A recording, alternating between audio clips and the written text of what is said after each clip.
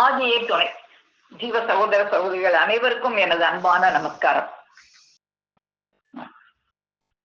மெய்வழி என்ற மேடு தந்த நமது குல தெய்வம் பிரம்ம பிரகாச மெய்வழி சாலை ஆண்டவர்களது பொற்பாதம் போற்றி பணிந்து நமஸ்கரித்து, பிரானவர்கள் நமக்கு அருளி தந்துள்ள தெய்வ திருவாக்கியங்களை எல்லாம் நாம் பகிர்ந்து வந்து கொண்டிருப்பதில் இன்று நாம் பகிர்ந்து கொள்ள இருக்கும் அந்த தெய்வ திருவாக்கியம் திருமெஞ்ஞான அருளமுதம். திருவாக்கியம் எண் 78, பக்கம் 47. ஆண்டவர்கள் வாக்கியம். ஜாதிகளின் கர்த்தாவே. மல்கரா நிலை என்பது ஓடும் சுவாசம் உள்ளேயே சுழன்று நடக்கும் அரிய தவ நிலையாகும். அது எம்முடைய கைவரவு பெருநிலை ஆகும். உன்னையும் அந்த உட்சுழற்சியில் உட்சுற்றில் எம் தவ வல்லபத்தால் ஆக்காமல் போனால் வர நிற்கிற அமளியில் இருந்து நீ தப்ப முடியாது. அந்த அரிய செயலை நீ கையேந்தி பெறவே இரவு பாராவணக்கம் எடுத்து வைக்க பெற்றது. அரூபமாக இருந்த நிர்குண பிரமம் உட்சுழற்சியில் இருந்து வெளிப்பட்டு தூலதேகம் ஏற்று வெளிச்சுழற்சியில் தன்னை ஆக்கிக் கொண்டு சகுண பிரம்மமாக நம்மை ரட்சிக்க எழுந்தருளி இருக்கிறது. பிறகு தனது அரிய தவத்தால் மறுபடியும் மல்கரா நிலைக்கு ஏறி நிற்கிறது. அவ்வாறு நின்று கொண்டு பிறரையும் தன்னை போல் மாற்றுகிறது. உபதேச இரவில் உன் மூச்சு வெளியாகாமல் இருக்கும்படி செய்ததினால்தான் அந்த பிரம்ம உலக காட்சிகளை உன்னால் காண முடிந்தது. மூச்சு வெளியே வெளியே வெளியே ஓடி இருந்தால் உன்னால் கண்டிருக்க முடியாது. ஏனெனில் மல்கரா நிலையில்தான், அதாவது ஓடும் சுவாசம் ஒடுங்கும் நிலையில்தான் பரிசுத்த ஆவி உன் ஜீவனில் வந்து குடியேற முடியும். உனக்கு வரப்போகிற தீங்கை பற்றி முன்னமே தெரியாதே. முன்னமே தெரியுமா? தெரியாதே. அப்ப நீ எப்படி அதிலிருந்து தப்பிப்பாய்? உனக்கு வரப்போகிற தீங்குகளை எல்லாம் முன்னமேயே தெரிந்தவர்கள்தான் அழியாமையில் உன்னை புகுத்தாட்டி வைக்கும் தெய்வ நீதி சபையை உண்டு பண்ண முடியும். இனி வரும் காலத்தில் நடக்கப் போவதை என்ன திட்டமாக எமக்கு தெரிந்திருந்தால் இந்த வான்வித்தை அருட்கரண சபையை உண்டாக்கி இவ்வளவு பாரதூரமாக வளர்த்தி கொண்டு வந்திருப்போம் என்று எண்ணிப்பார்.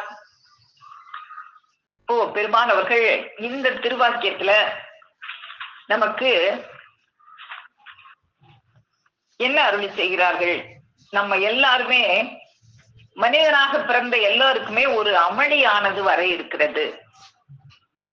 பிரளயம், அமளி என்பது ஒரு பிரளயம். இந்த அண்டத்துக்கு பிரளயம் வருமோ என்னமோ, வந்தாலும் வராட்டாலும் இந்த பிண்டத்துக்கு பிரளயம் வந்தே ஆகுமே. இந்த அண்ட பிரளயம் எல்லாம் என்னைக்கு வருமோ அது நமக்கு தெரியாது. அது நம்ம சந்திக்க போறோமோ என்னமோ தெரியாது. ஆனா ஒவ்வொருவரும் இந்த பிண்ட பிரளயம், இந்த தூலத்துக்கு ஒரு பிரளயம் வருமே, அதை சந்திச்சே ஆகணுமே. அப்போ அந்த அமளி வருமே, அது கட்டாயம் வருமே. அப்படி வரும்போது அதுல இருந்து தப்பிக்கணுமே. அதுல இருந்து எப்படி தப்பிக்கிறது? முதல்ல வரும்னே தெரியாதே. இப்படி ஒரு பிண்டத்துக்கு பிரளயம் வரும்னே தெரியாதே. தெரிஞ்சாதானே அதுல இருந்து தப்பிக்க வழி தேட முடியும் அப்படின்னு சொல்லி, அந்த தீங்கு, இப்படி ஒரு தீங்கு நமக்கு வரப்போகுதுன்னு முன்னமே தெரிந்து அதிலிருந்து நம்மை காப்பாற்றுவதற்காக அரூபமாக இருந்த இறைவன் அரூபத்துலதான் இருந்தாங்க. முதல்ல நம்ம காப்பாற்றுவதற்காக இவனுக்கு இந்த துக்க தேகத்தை கொடுத்தாச்சே, இந்த துக்க தேகத்திலிருந்து இவனை மாற்றுவதற்காக தானும் துக்க தேகம் ஏற்று வந்தாங்களே. அப்படி அந்த நம்மை ரட்சிப்பதற்காக அந்த அரூபத்தில் இருந்த இறைவன் தூலத்தில் எழுந்தருளி நம்ம எல்லாம் அந்த அமளி என்கின்ற அந்த பிரளயத்தில் இருந்து காத்து மெய்யில் ஆக்குவதற்காகவே இந்த தெய்வ நீதி சபையை உண்டு பண்ணி தமது அரிய தவத்தால் நம்ம எல்லாம் காத்து ரட்சித்து வருவது பற்றி இந்த திருவாக்கியத்துல பெருமானவங்க அருளி செய்யறாங்க. இன்னும் அதை பத்தி நம்ம கொஞ்சம் விரிவா பார்ப்போம். இறைவன் அரூப வடிவில் இருந்தாங்க. எந்த நிலையில் இருந்தாங்க அரூப வடிவுல அப்படின்னா, அந்த எல்லாமே அதுக்குள்ளதான் இருந்து அவ்வளவு இந்த அண்டரண்ட சராசரத்தையும் தனக்குள்ளதான் அடக்கி வச்சிருந்தாங்க. அரூப நிலையில் இருந்த அந்த இறைவன் இந்த தூலத்துக்கு இந்த தூலத்துக்கு வரும்போது அந்த அரூப நிலையில் இருந்த இறை சக்தி போய்விடுகிறது. அப்ப திரும்பவும் இந்த தூலத்துக்கு அந்த அரூப நிலையில் இருக்கும்போது பெற்ற அந்த இறை சக்தியை திரும்பவும் எப்படி பெற்றார்கள், நம்ம எல்லாம் எப்படி காப்பாற்றினார்கள் என்பது பற்றி எல்லாம் இந்த திருவாக்கியத்துல பெருமானவங்க அருளி செய்யறாங்க. அதாவது அரூப வடிவத்துல முதல்ல அந்த இறைவன் ஒரு மூச்சோடாத நிலையில எல்லாவற்றையும் உள்ளடக்கி நிர்குண பரபிரம, நிர்குணம் அப்படின்னா குணமற்று இருந்தது. எல்லாமே அதுதான், குணமும் அதுதான், வடிவமும் அதுதான். ஆனா நிர்குணம், நிராகாரம், ஆகாரம்னா வடிவம், நிராகாரம்னா வடிவம் இல்லாம. எல்லா வடிவமும் அவங்கதான், ஆனா வடிவமற்று இருந்தாங்க. எல்லா குணமும் அவங்கதான், ஆனா குணமற்று இருந்தாங்க. எல்லாருடைய மூச்சும் அவங்கதான், ஆனா மூச்சோடாத நிலையில் இருந்தாங்க. அதுக்குத்தான் அந்த மூச்சோடாத நிலைக்கு பேர் தான் உட்சுழற்சி நிலை, மல்கரா நிலை என்று பெருமானவங்க இந்த திருவாக்கியத்துல நமக்கு அருளி செய்யறாங்க. அதத்தான் மாணிக்க வாசகர் பெருமானவங்களும் போக்கும் வரவும் புணர்வும் இல்லா புண்ணியனே. போக்கும் வரவும், இந்த மூச்சு போக்கும் வரவுமா இருக்குது. நமக்கெல்லாம் உள்ள போகவும் வெளியே வரவுமா இருக்குது. அந்த போக்கு வரவு புணர்வு, புணர்வுனா போகுது வருது, கொஞ்ச நேரம் உள்ள இருக்குது வருது, இதத்தான் போக்கு வரவு புணர்வு அப்படின்னு மாணிக்க வாசகர் பெருமான். இதெல்லாம் அந்த செயல் இல்லாத இறைவன். போக்கும் வரவும் புணர்வும் இல்லா புண்ணியனே, அவங்கதான் புண்ணியன். இந்த போக்குவரவு இல்லாதவங்க தான் புண்ணியன். அப்படி இருந்த அந்த நிர்குண பரபிரமம், நிர்குண நிராகார நித்தியம் அனந்தம் முதலான எண்குணத்தான் இறைவன் அப்படின்னு வேதாகம நூல்ல இந்த 4 குணங்கள் சொல்லியிருக்காங்க. மீதி 4 குணங்கள் என்னன்னு நம்ம பார்க்கணும். நிர்குண நிராகார நித்தியம் அனந்தம் முதலான எண்குணங்கள். குணமற்றவன், வடிவமற்றவன், நித்தியமானவன், அனந்தமானவன், எல்லாமும் ஆனவன். எதுவுமே இல்ல, ஆனா எல்லாமே அவங்கதான். ஒருவர் தான், ஆனா அநேகர் அவங்க. ஒன்றுதான், ஆனா கோடிக்கணக்கானது. அப்படியாக இருந்த அந்த இறைவன் அரூப வடிவத்துல தனக்குள்ள எல்லாத்தையும் சுருட்டி மடக்கி திரட்டி வச்சிருந்தாங்க. அண்டரண்ட சராசரமும் அந்த அணுவுக்குள்ள ஒரு ஆதி அசல் புள்ளி இருந்ததே, அதுக்குள்ளதான் எல்லாமே அடங்கி தோற்றம் இல்லாம முதல்ல இருந்தது அரூப வடிவத்துல இருக்கும்போது. அப்படி தோற்றம் இல்லாம இருந்தது நம்மீது இரக்கம் கொண்டு தோற்றத்துக்கு வருகிறது. அதை பத்தி நமக்கு மான்மியத்துல அந்த ஆதியோதய தலைப்பருவத்துல பெருமானவங்க அந்த தோற்றம் இல்லாமையிலிருந்து இந்த நிர்குணம் எப்படி குணத்துக்கு வந்துச்சு, அந்த நிராகாரம் எப்படி வடிவத்துக்கு வந்தது, எப்படி எல்லாத்தையும் உள்ள திரட்டி வச்சிருந்தது, எப்படி அதை வெளியே கொண்டு வந்தது அப்படிங்கிறத நமக்கு அருள் செய்வாங்க. அதை பார்ப்போம். மான்மியம் ஆதியோதய தலைப்பருவம் பக்கம் 8 பக்கம் 5. அந்த தோற்றம் இல்லாம என்னும் அரூப வடிவமானது, அதாவது மயிலினது வர்ணங்களை அதன் முட்டையில் அடக்கி வைத்திருப்பது போன்றும், ஆகாயம் அளாவிய விருட்சங்களை சிறிய அதன் வித்துக்களில் அடக்கி வைத்திருப்பது போன்றும், அக்கினி ஆனது ஜலத்தை வைத்திருப்பது போன்றும், இன்னும் ஆகாயம் ஆகிய வெறுவெளியானது நெருப்பை வைத்திருப்பது போன்றும், அரிதற்கரிதாகியதற்கு ஆங்கிலத்தில் எசன்ஸ் என்று கூறும் வடிவத்தில் வைத்திருந்ததெனினோ. இப்படி இவ்வளவும் இந்த ஒரு சிறிய பொருளுக்குள்ள எப்படி அடங்கி இருந்தது. மயிலோட வர்ணங்களை பார்த்து மயங்காதவங்களே இருக்க முடியாது. அந்த தோகையை விரிச்சு ஆடினா அது வண்ண வண்ணமா எவ்வளவு அழகா இருக்கும். அத்தனை வர்ணங்களும் அந்த மயிலுக்கு முட்டைக்குள்ளதானே அடங்கி இருந்தது. அதே போல ஆகாயமளாவிய விருட்சங்கள், ஒரு சிறு ஆலமரத்து விதைய பார்த்தா கசகசாவை விட கொடியா இருக்கும். ஒரு சின்ன ஒரு புள்ளி அளவுக்கு வெள்ளையா ஒரு உருண்டை, அதுக்குள்ள இவ்வளவு பெரிய ஆலமரம் பொதிஞ்சு வச்சிருந்த இறைவன் அக்கினிய ஜலத்துக்குள்ள, தண்ணி ஜலத்தை அணைக்கக்கூடியது, ஆனா அந்த அக்கினியானது ஜலத்தை தன்னுக்குள்ள வச்சிருக்கு. எப்படி நம்ம அக்கினிக்குள்ளதான் அக்கினியை குளிர செய்தா அதுல இருந்து தண்ணி வந்துடும். தண்ணியை ஹீட்டாக்குனா அது திரும்ப ஆவியாயிரும். இப்படி ஒன்றுக்குள்ள ஒன்றாக அதை மறைச்சு வச்சிருந்து இந்த ஆகாயமாகிய வெறுவெளியானது நெருப்பை, இந்த ஆகாயமாகிய வெறுவெளியில தான் எல்லாமே இருக்கு. எல்லாத்துக்கும் ஆதாரம் இந்த ஆகாயமாக இருக்கு.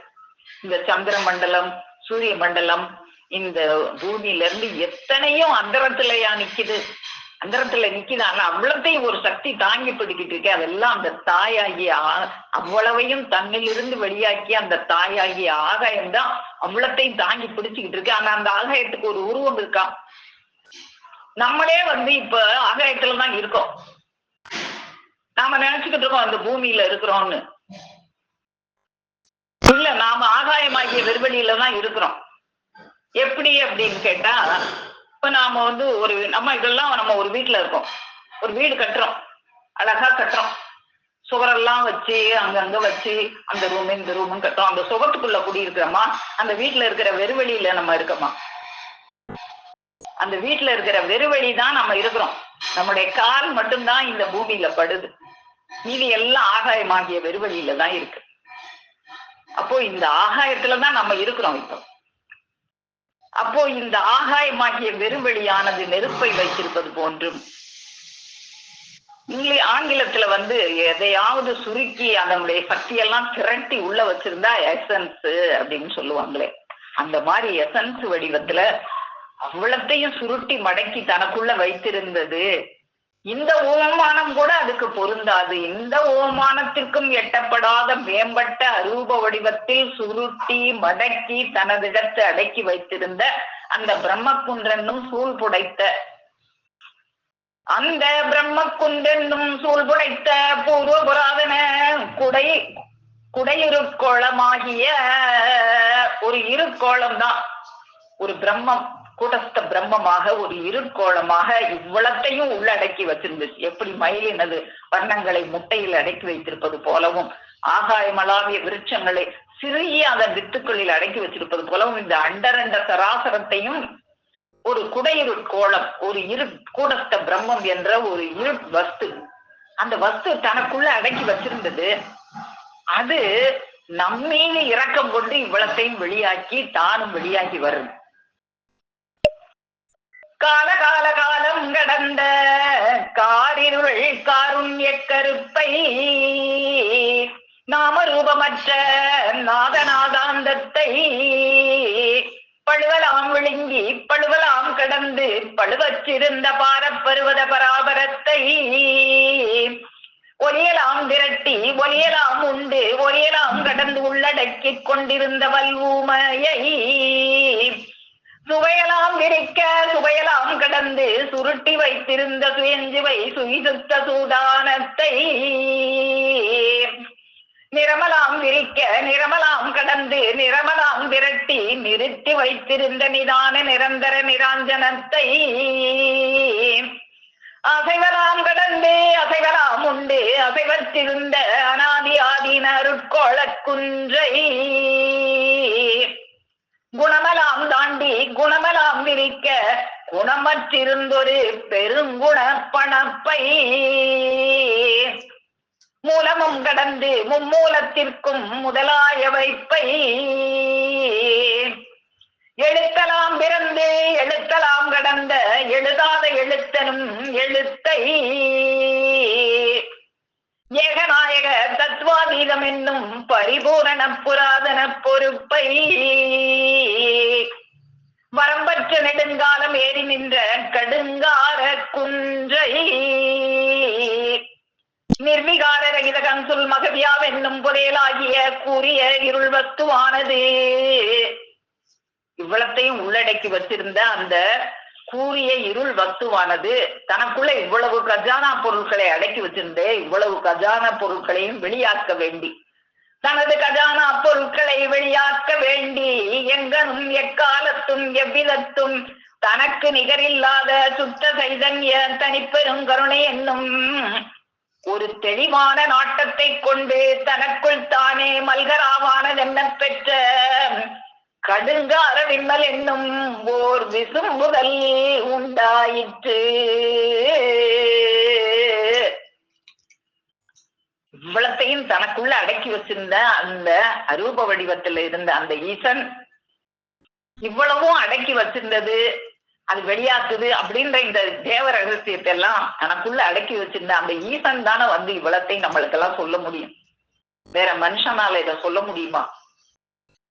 அப்படி தனக்குள்ள அடக்கி வச்சிருந்த அந்த ஈசன் ஒரு தனி கருணை பிரவாகத்தினாலே நம் மீது கொண்ட அந்த கருணையினால நாம இந்த துக்க தேகம் ஏற்று வந்தோமே, நம்மை காப்பாற்றுவதற்காக அவங்களும் தூலம் எடுத்து தனக்குள் தானே மல்கராவானதென்ன பெற்ற கடுங்கார மின்னல் என்னும் ஒரு விசும்புதல் உண்டாயிற்று.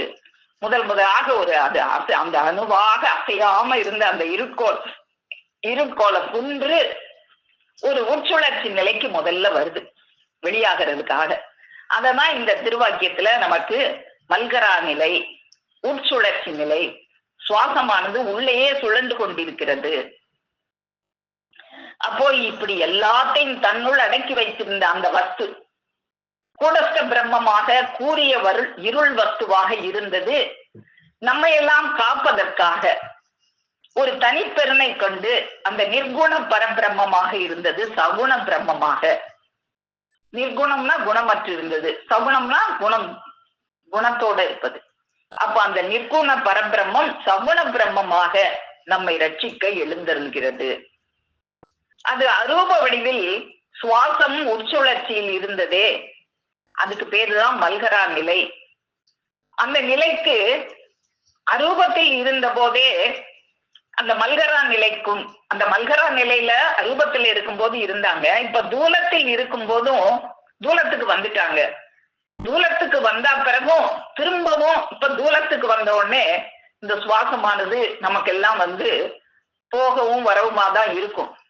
அவங்க திரும்பவும் போக்கும் வரத்தும் இல்லா அந்த புண்ணியனாக மாறுவதற்கு திரும்பவும் அவங்க அரிய தவம் செய்துதான் அந்த அரிய நிலைக்கு திரும்பவும் அவங்க ஏற முடியும். அதனால அவங்க இந்த தூலம் எடுத்த பிறகு அரிய தவம் செய்து மீண்டும் அந்த அரூபத்தில் இருக்கும்போது பெற்ற அந்த மல்கரா நிலைக்கு தூலத்தில் வந்த பிறகும் ஏறுறாங்க. அந்த போக்குவரத்து இல்லாத அந்த நிலைக்கு இந்த தூலத்துக்கு வந்தா பிறகும் உள்ளேயே சுழன்று கொண்டிருக்கிற அந்த மல்கரா நிலைக்கு அவர்கள் ஒரு அரிய தவம் செய்து அந்த நிலைக்கு ஏற்றுகிறார்கள்.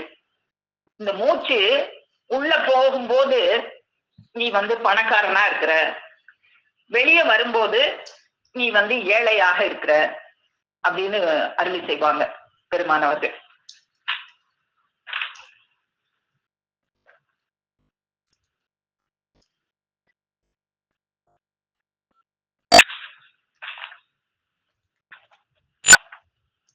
பிறப்பு இறப்பு, அதுக்கு பேர் தான் பிறப்பு இறப்பு அப்படின்னு அருளமுதம் திருவாக்கியம் 84 நமக்கு பிறப்பு இறப்பு என்றால் சாவதும் பிறப்பதும் அல்ல, இந்த சுவாசம் உள்ளே வருவதும் வெளியே போவதுமாக ஓடிக்கொண்டிருப்பதைத்தான் மகத்துக்கள் அப்படி கூறுகிறார்கள் என்று. அந்த பிறப்பு இறப்புனா அந்த சுவாசம் உள்ளேயும் வெளியேயும் ஓடிக்கிட்டு இருக்கே, அதுதான்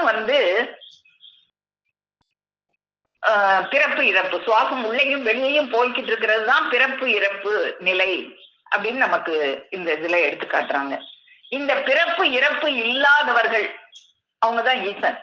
நம்ம எல்லாம் பிறப்பு இறப்பும் இல்லை உள்ளவங்க. அப்போ உன்னுடைய நிஜமான சொத்து உன்னுடைய மூச்சு தான், அது வீணாக போகுதே அப்படின்னு நமக்கு அது கவலையே இல்லை. இந்த மூச்சை உள்ள இழுக்கும் போது நம்ம பணக்காரனா இருக்கிறோம். அதுதான் பொருள், நமக்கு இறைவன் கொடுத்த பொருள், உன்னுடைய பொருளாகிய மூச்சு. பொருள் இல்லாருக்கு இவ்வுலகில்லை, அருள் இல்லாருக்கு அவ்வுலகில்லைன்னு வள்ளுவர் சொல்றதுக்கு இந்த உலகத்துல என்ன அர்த்தம் சொல்லுவாங்க? காசு இல்லாதவனுக்கு இந்த உலகம் இல்லை. ஏன் காசு இல்லாத ஏழையும் இந்த உலகத்துல வாழதான் செய்வான். ஒரு பிச்சைக்காரனுக்கு கூட இந்த உலகத்துல இடம் இருக்கும். யாருக்கு இந்த உலகத்துல இடம் இருக்காது அப்படின்னா, மூச்சு இல்லாதவனுக்கு தான் இந்த உலகத்துல இடம் இருக்காது. மூச்சு இல்லையா, போயிட்டானா தூக்கி போடு. அப்போ இந்த உலகத்துல யாருக்கு, எந்த பொருள் இல்லாதவனுக்கு இந்த உலகத்துல இடம் இல்லை? அந்த சுவாசமாகிய மூச்சாகிய பொருள் இல்லாதவனுக்கு தான் இந்த உலகத்தில் இடம் இல்லை. அப்போ இந்த மூச்சை உள்ள இழுக்கும் போது நாம பணக்காரனா இருக்கிறோம். அந்த பொருள்ல மூச்சு நிறைய இருக்கு உள்ள. அது வெளியே விடும்போது ஏழையாக போயிடுறோம். உள்ள வருது, அப்புறம் அப்படியே வெளியே செலவழிஞ்சு போயிருது. செலவழிஞ்சு போறது மட்டும் இல்லாம உள்ள சேமிச்சு வச்ச கொஞ்சத்துல இருந்து எடுத்துக்கிட்டு வெளியே வருது. 8 அங்குலம் உள்ள இழுத்தா 12 அங்குலம் வெளியே போகுது. உள்ள சேமிச்சு வச்சிருக்க கொஞ்சத்தையும் எடுத்து வீணாக்கி நஷ்டமாகுது. இப்படி இருக்கும் உனக்கு இந்த உலகத்தையே சம்பாதித்தாலும் போதவில்லை. இப்படி இருக்கிற ஒவ்வொரு நொடிக்கும் நீ ஏழை ஆகிக்கிட்டே போய்கிட்டு இருக்கிற. ஆனா நீ எதுல குறியா இருக்கிற? இந்த உலக காசை சம்பாதிக்கிறதுலயே குறியா இருக்கிற. இந்த மூச்சை எப்படி சம்பாதிச்சு நிறைய சேமிச்சு வச்சுக்கணும்ன்ற அந்த இது தெரியல. அப்படியானால் என்றும் பணக்காரர்களாய் இருப்பவர்களுக்கு எவ்வளவு சொத்து வேணும் யோசித்து பார். அப்ப என்னைக்குமே பணக்காரவங்களா இருக்காங்களே, அவங்க கிட்ட எவ்வளவு சொத்து இருக்கும்? அவங்களுக்கு வெளியவே போகலையே, உள்ளேயே இருக்கேன். சர்வ அண்டரண்ட சராசரங்களும் அவர்களுடையதுதான். அவர்கள் என்றும் குறையா பணக்காரர். இந்த மூச்சு வெளியே போகாததுனால உள்ளே வச்சு அந்த பிறப்பும் இறப்பும் இல்லாததுனால அவங்க தான் குறையாத பணக்காரராக இருக்கிறாங்க. நாமெல்லாம் இந்த உலகத்துல காசு பணம் நிறைய வச்சிருந்தா பணக்காரன்னு நினைச்சுக்கிட்டு இருக்கிறோம். பிறவாயி நீ மறவாததும் பெரு பெற்ற பணக்காரரடி, குருவாயூருவாட வந்திட்டாரே நம்ம குண்டில் அடைத்திட்டடியுங்கடி, என்றும் கூறையா பணக்காரண்டியவர் எழு கடல் கூடி தெப்பமிட்டோர், குன்றின் மேலெறி நின்றையூரை பெண்ணீசம் கோடீஸ்வர பட்டம் பெற்ற வண்டி. கோடீஸ்வரர் அவங்க இந்த மூச்சு பொருள்ல. என்றும் குறையாத பணக்காரர்கள், பிறப்பில்லாத ஏகநாயகர். அப்போ அவங்க அந்த உட்சுழற்சி அப்படிங்கிற நிலைக்கு அவங்க போய், அப்போ நம்மை ரட்சிப்பதற்காக அந்த உட்சுழற்சியில் அந்த அருப வடிவத்தில் இருந்த ஈசன் நிர்குண பரபிரம்மம் சகுண பரபிரம்மமாக தூலம் எடுத்து வந்து திரும்பவும் இங்க வந்து அந்த இறை சக்தியை பெறுவதற்காக அரிய தவம் செய்து திரும்பவும் அந்த உட்சுழற்சி நிலைக்கு தூலத்தில் இருக்கும் போதே ஏறி நம்ம காப்பாற்றணுங்கிறதுக்காக தான் இவ்வளவு செயலையும் செய்யுது அந்த பரபிரம்மம். அப்போ நம்மளை காப்பாற்றணும்னா என்ன செய்யணுமா? நம்மளையும் அந்த மல்கரா நிலைக்கு ஏற்றணும். நம்மளையும் அந்த உட்சுழற்சி நிலைக்கு கொண்டு வரும். நம்மளுக்கு மூச்சு இங்க புசு புசுன்னு ஓடிக்கிட்டு இருக்கேன். அத நம்மையும் அந்த உட்சுழற்சி நிலைக்கு ஏற்ற வேண்டும். அந்த உட்சுழற்சி நிலைக்கு ஏறும் போதுதான் இந்த பரிசுத்த ஆவி உன் ஜீவனில் வந்து ஒட்டும், ஜீவனில் வந்து குடியேற முடியும். அப்போ நம்மளும் இந்த மூச்சு வந்து துண்டாடுற நிலையிலிருந்து அந்த உட்சுழற்சி நிலைக்கு நாமும் வரணும். நாமளும் அந்த சிவனுடன் ஐக்கியமாகணும். அதுக்கு என்ன செய்யணும்? நம்முடைய இந்த மூச்சும் துண்டாடப்படுவது அந்த செயலானது அதை குறைக்கணும் அப்படிங்கிறதுக்காக. ஆனா நாம எப்படி இருக்கோம்? அருளமதம் திருவாக்கியம் எண் 71 பார்ப்போம். மூச்சு இல்லாமல் ஒரு நொடி நேரம் கூட நம்மளால இருக்க முடியாது. மிக்க அத்தியாவசியமானது அது என்பது யாரும் அறிந்தது தானே. நமக்கு தெரியும், உணவு இல்லாம கொஞ்ச நாள் இருக்கலாம், தண்ணி இல்லாம அதை விட கொஞ்சம் குறைய, உணவு இல்லாம ஒரு 40 நாள் இருக்கலாம், தண்ணி இல்லாம ஒரு 2-3 நாள் இருக்கலாம், மூச்சு காத்து இல்லாம 10 நிமிஷம் கூட இருக்க முடியாதே. இந்த மூச்சை இவன் ஆயுளாக இறைவன் இவனுக்கு இனாமாக கொடுத்திருக்கிறான்.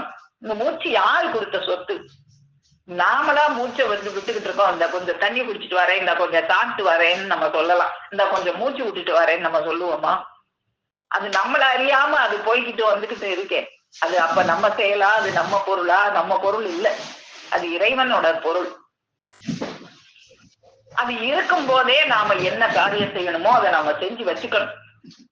சாதாரணமாக நல்ல ஒழுக்கமான ஒரு மனிதன், மிக யோக்கியமாய் உள்ளவன், யாதொரு கெட்ட எண்ணமோ இச்சையோ இல்லாமல் இருந்தால் அவன் 108 அங்குலம் உள்ளே போய் 12 அங்குலம் வெளியே போகும். சாதாரணமா இருந்தாலே 4 அங்குலம் வீணா போகுது. 8 உள்ள போச்சுன்னா 8 தானே வெளியே வரணும். 12 வருதுன்னா அந்த 4 எக்ஸ்ட்ரா எங்க இருந்துச்சு? உள்ள ஒரு சேமிப்பு பேங்க்ல இருந்துச்சு, அங்க இருக்கிறதையும் பிச்சு எடுத்துக்கிட்டு வருது. அந்த சேமிப்பு பேங்க்ல ஒரு மூச்சுக்கும் 4 குறையுதுன்னா அப்படியே குறைஞ்சு போய் அப்படித்தான் ஆயுசு குறையுது. 4 அவங்கள மூச்சு துண்டாடப்படுகிறது ஒவ்வொரு மூச்சுக்கும். அது எப்போ? சாதாரணமா இருந்தீங்கனாலே. நீ கண்ட வேலையெல்லாம் செய்யும் போது இன்னும் அதிகமா துண்டாடப்படுது. ஒரு பொருளின் மீது இவன் இச்சை வைக்கும் போதும் உணவு அருந்தும் போதும் 24 அங்குலம் மூச்சு வெளியே ஓடும். உள்ள போறது 8 தான், வெளியே வர்றது உன்னுடைய இச்சையின் காரணமாக 24 அங்குலமாக வெளியே போகுது. அப்போ உள்ளே தங்குவது 16 அங்குலம் மூச்சுத்தான்.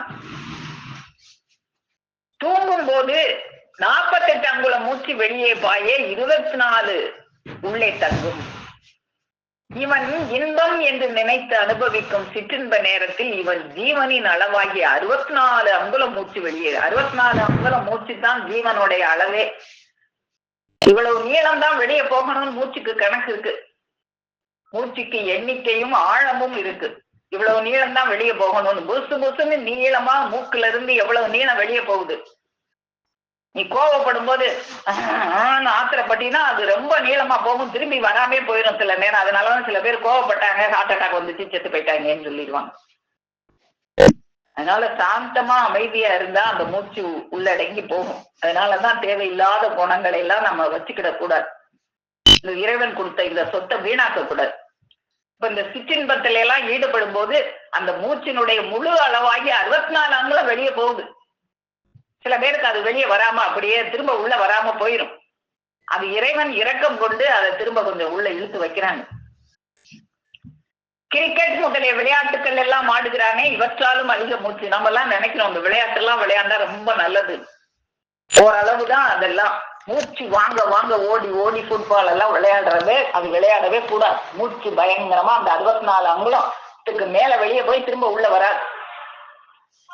இப்படியாக இவன் தன்னறிவு கொண்டு வாழும் வாழ்க்கையில் இவன் மூச்சாகிய வயது துண்டாடி கொண்டே போய் சீக்கிரத்தில் மூப்பு எய்தி மரணம் அடைகிறான்.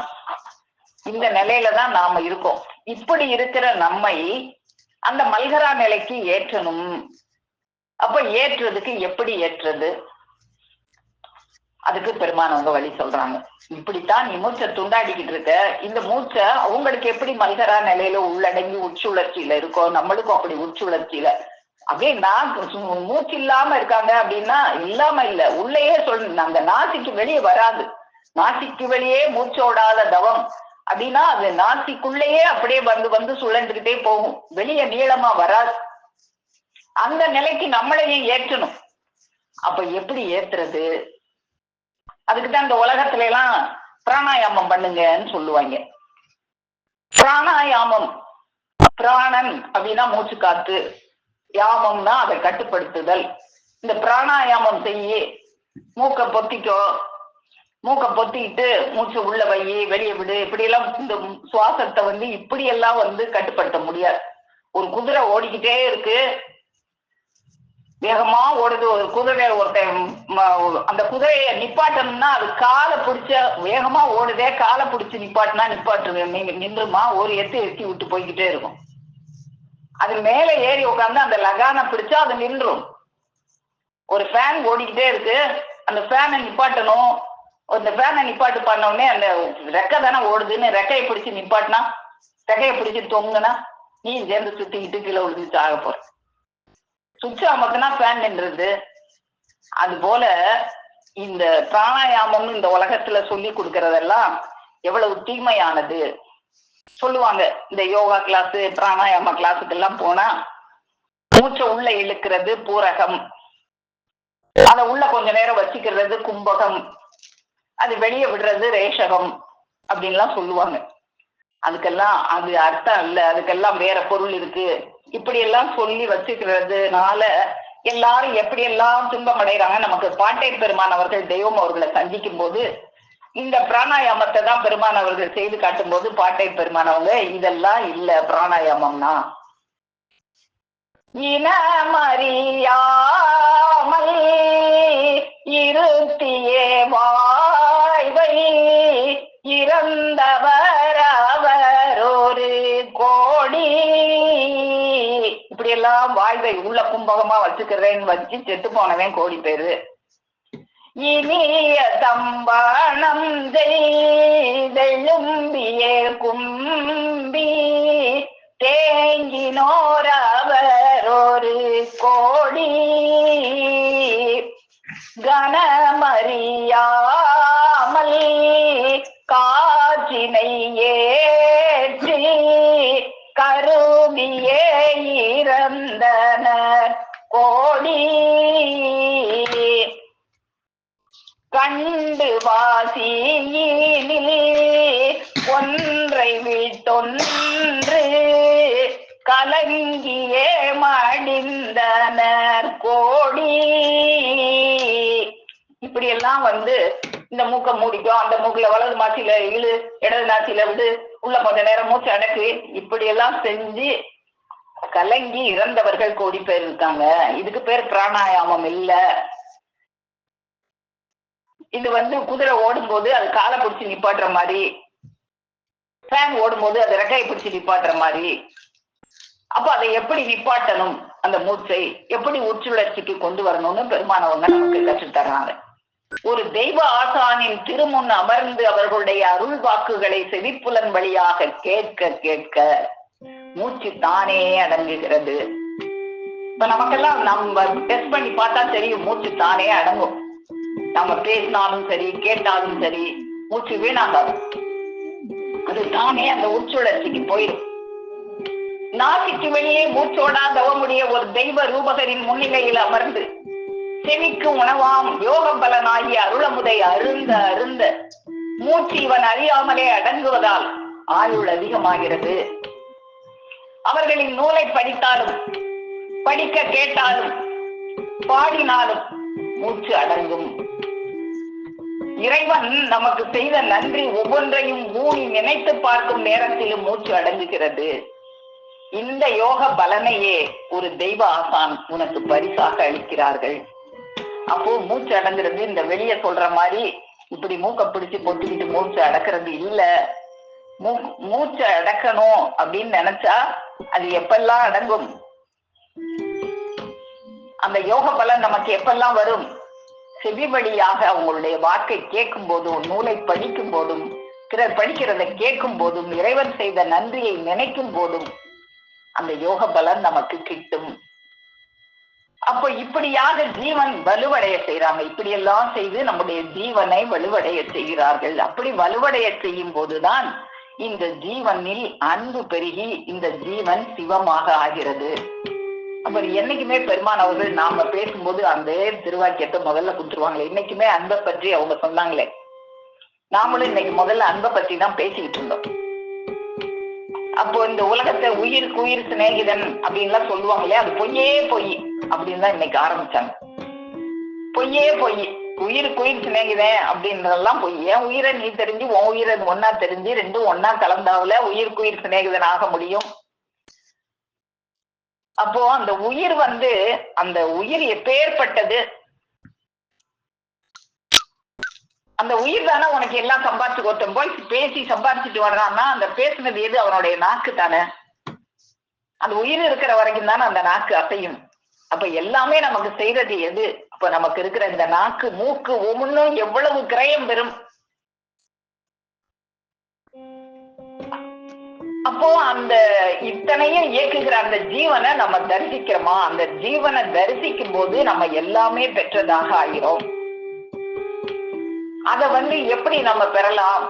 அது ஒரு அமெரிக்காவே வாங்குற அளவுக்கு பணம் கொடுத்தா பெறலாமா? பணக்காரனா இருந்தா பெறலாமா? அதெல்லாம் கொடுத்தா அதெல்லாம் பப்பு வேகாதுன்னு இன்னைக்கு பெருமான் அவங்க அள்ளிட்டாங்க. நீ கொடுக்குற பணத்துக்கெல்லாம் அந்த பப்பு வேகாது.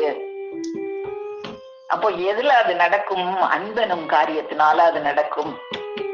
அந்த அன்பாகிய முதல் எல்லாருக்கிட்ட இருக்கே, ஒரு ஏழைகிட்ட இருக்கு, எல்லார்கிட்ட இருக்கே. அப்ப அந்த முதலை கொடுத்து நீ இத பெற்று அந்த ஜீவனானது சிவன் என்ற நிலைக்கு உயர செய்கிறாங்க நம்முடைய பெருமானவர்கள். அப்போ இந்த சிவமாக ஆகி, இந்த ஜீவனானது அன்பினால் சிவமாக ஆகி, அப்புறம் அந்த சிவம் என்பது குருவாக ஆகி, அது பின்பு பரனாக ஆகிறது. இவ்வளவுக்கும் காரணமாக இருக்கிறது செவி உணவு என்று நமக்கு பெருமானவர்கள் எடுத்து காட்டுறாங்க.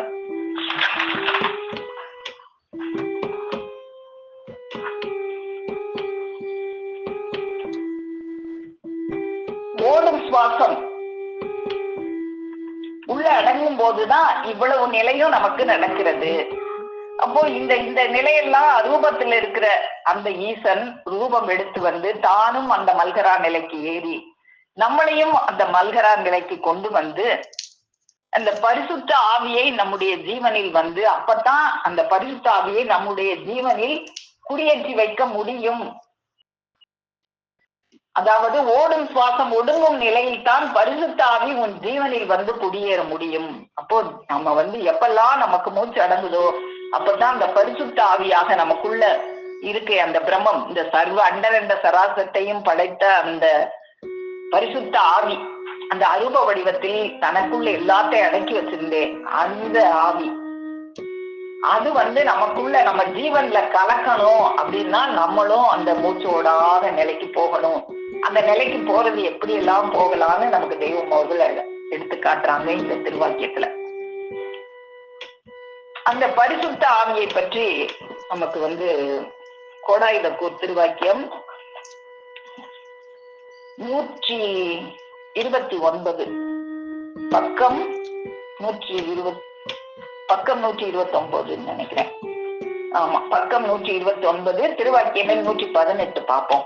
கோடாயுதக்கூர், உனது தேகாதி அந்தமாகிய உடல், உனது பொருளாகிய வாக்கு, உனது ஆவியாகிய பிரணவம்.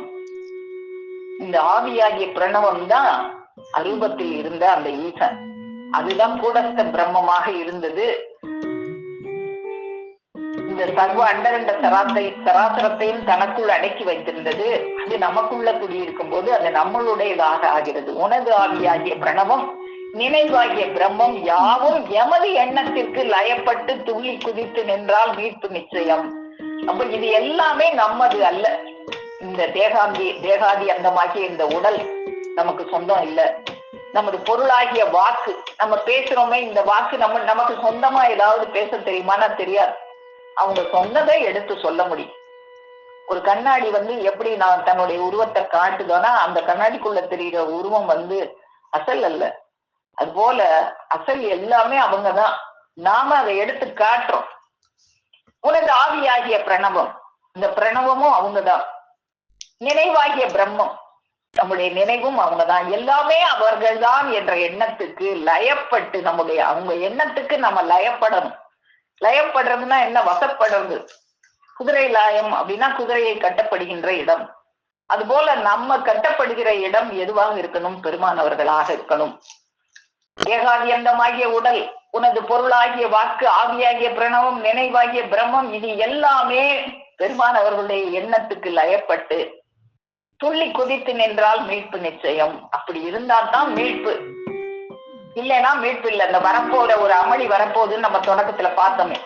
இந்த அண்டத்துல பிரளயம் வருதோ வரலையோ, அதை நம்ம சந்திக்க போறோமோ இல்லையோ தெரியாது.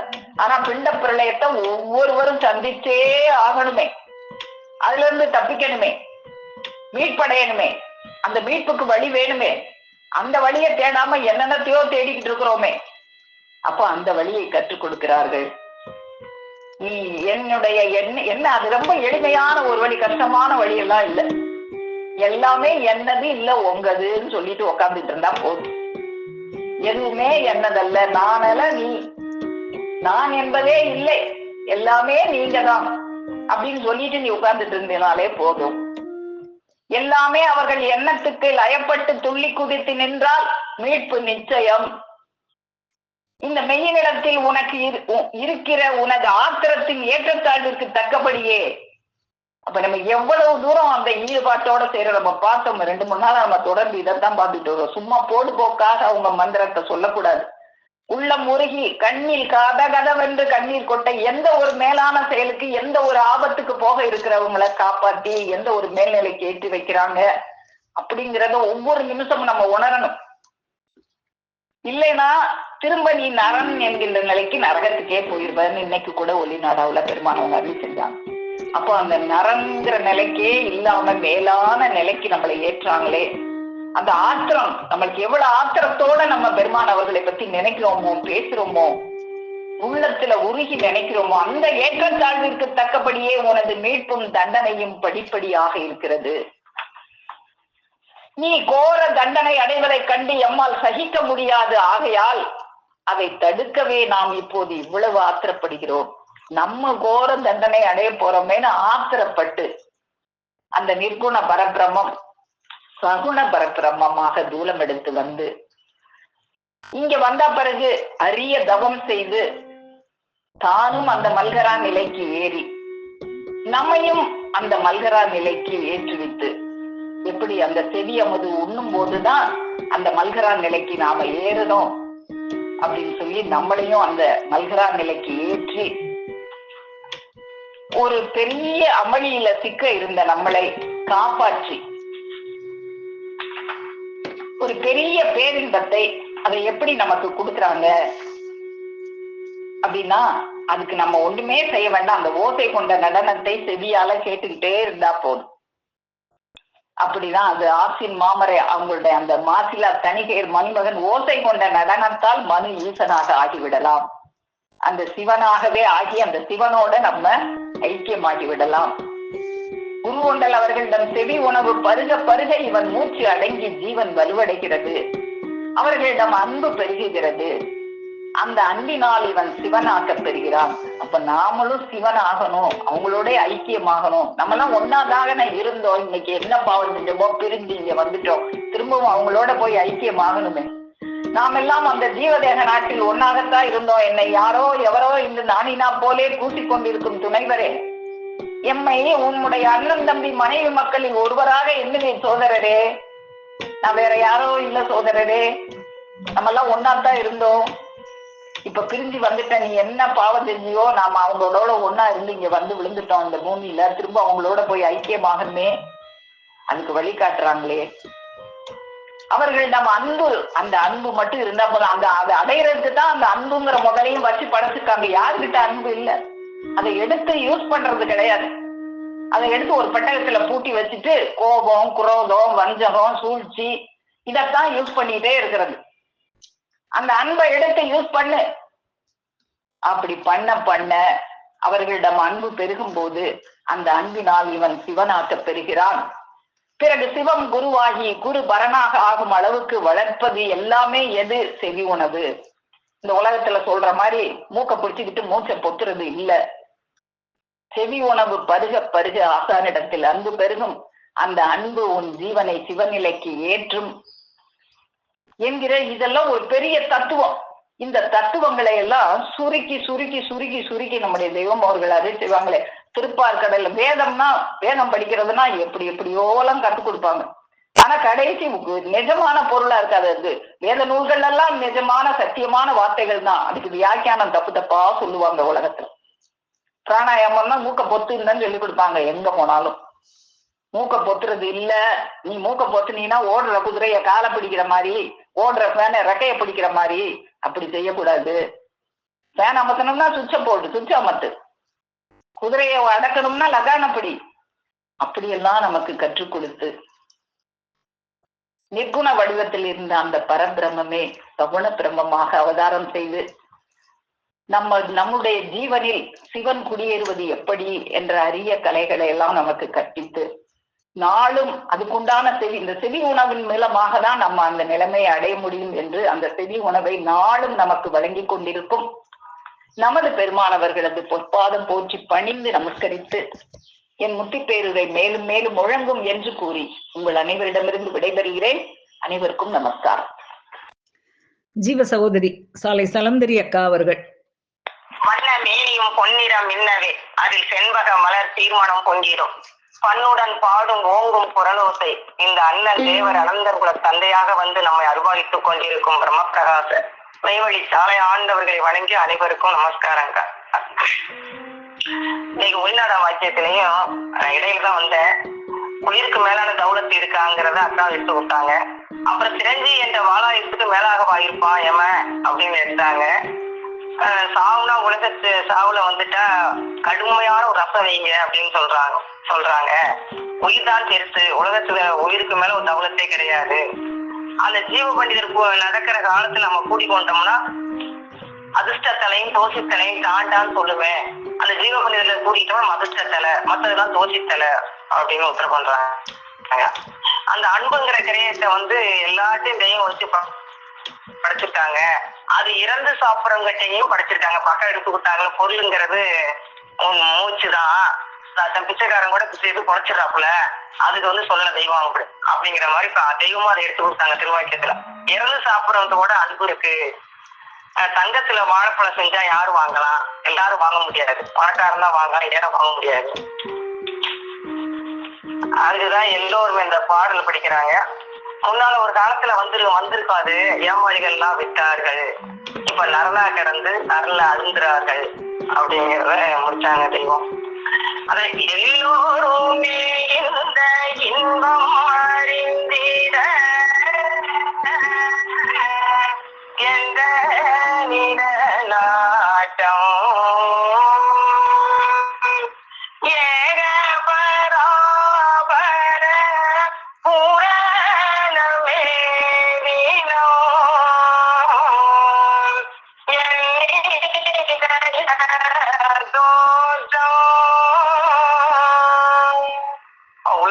வையம் உலகம் முழு உயருங்கிறதான் தெய்வத்துடைய ஆசை. அப்ப எல்லாருமே வந்து இந்த இன்பத்தை பெறணும், அந்த எம்மன் கையில சிக்கக்கூடாது, தேவன் கையில தான் இருக்கணுங்கிறது தெய்வத்துடைய ஆசை. அதில் நம்மளாம் சேர்ந்தவங்க ஒரு அதிர்ஷ்டத்தாலதான் இன்னும் இருக்கிறவங்க வர்றதுக்கு நம்ம ஆண்டவங்களை வேண்டிக்குவோம். அக்கா இன்னைக்கு திருமஞான அருளாமுத்துல எடுத்து கொடுத்தாங்க வாக்கியம், 78வது வாக்கியம்.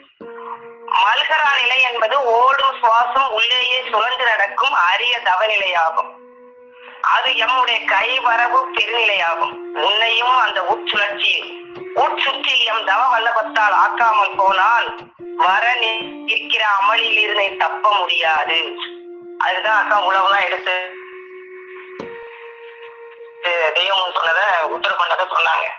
அது தெய்வமும் பாடல் கொடுத்துருக்காங்க நம்மளுக்கு. ஆதிமை உதய போற வேதாந்தத்துல உறுதி சுருக்கம் பக்கம் 66ல களிமாவேனும் பேரு முத்தொந்திலங்கிய காணுதின்றானுக்குள்ளே ஓடும் பூவாசம் ஓடும் என்றறியாவீன பேரும் வேடத்தையும் வேட பாடத்தையும் மண்ணில் விட்டு வளர்க்க இது விழாரகத்திய முள்ளுக்குள்ளே என்று வீசுவான் கோடி மந்திரம் தோசி காதுக்கே ஓடு மந்திரம் எழுதுமெந்திரம் தோழு நட்சந்திர மீதாக களிமாவேனும் பேரு முத்தொந்திலங்கிய காணுதின்றானுக்குள்ளே. அப்ப ஓடும் சுவாசம் அந்த ஒடுங்கிற இடம் தான் முடியுது அப்படின்னு அறியாதவங்க எல்லாம் வீணர். அப்ப இதுதான் சொத்து, இதுதான் பொருள், இதான் சேமிப்பு, இதான் உனக்கு பணம் காசு செல்வம் எல்லாமே அதுதான்ட்டாங்க தெய்வம். அப்ப வெறும் நீ படிச்சுக்கிட்டு இருக்கிறது மற்றதெல்லாம் கிடையாது. நம்ம வேதத்தை படிச்சா சுவாசம் தெய்வத்தை அடங்கிறாங்க. நீ மற்ற எதை படிச்சாலும் உனக்கு அது பிரயோஜனம் இல்லை. ஊரா நிலத்த ஊரா என்ன சம்பளமோ அதான் கிடைக்கும் அப்படிங்கிறதையும் தெய்வம் தெளிவா கொடுத்துட்டாங்க. அந்த அரியத்தை நீ கையேந்தி பிறகு ஆத்மமாக இருந்த நிற்குண பிரம்மம், அந்த நிற்குணத்துக்கு தெய்வம் நம்மளுக்கு தெய்வ கேடு உலகத்துல பாடல் கொடுத்துருக்காங்க.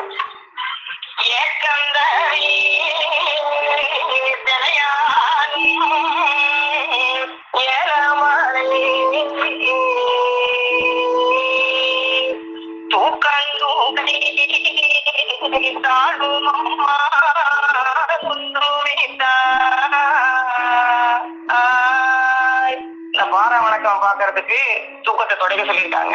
அந்த நிர்குணத்துக்கு நெடுங்காலம் யுகத்தவத்தில் நிறைந்த செல்வி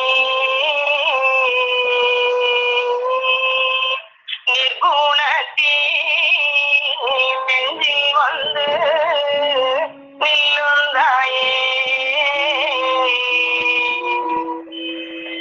அப்படி நிக்கிறதுக்கு தான் இப்படி பாரவணக்கம் பார்த்து சேர்த்து வைக்கணும். ஏக்கந்த வீணையாலும் ஏலமலை தூக்கந்தூடை தாழும் அம்மா துந்துமிதா குடியூரைக்க குறையருக்கும் குருவரசி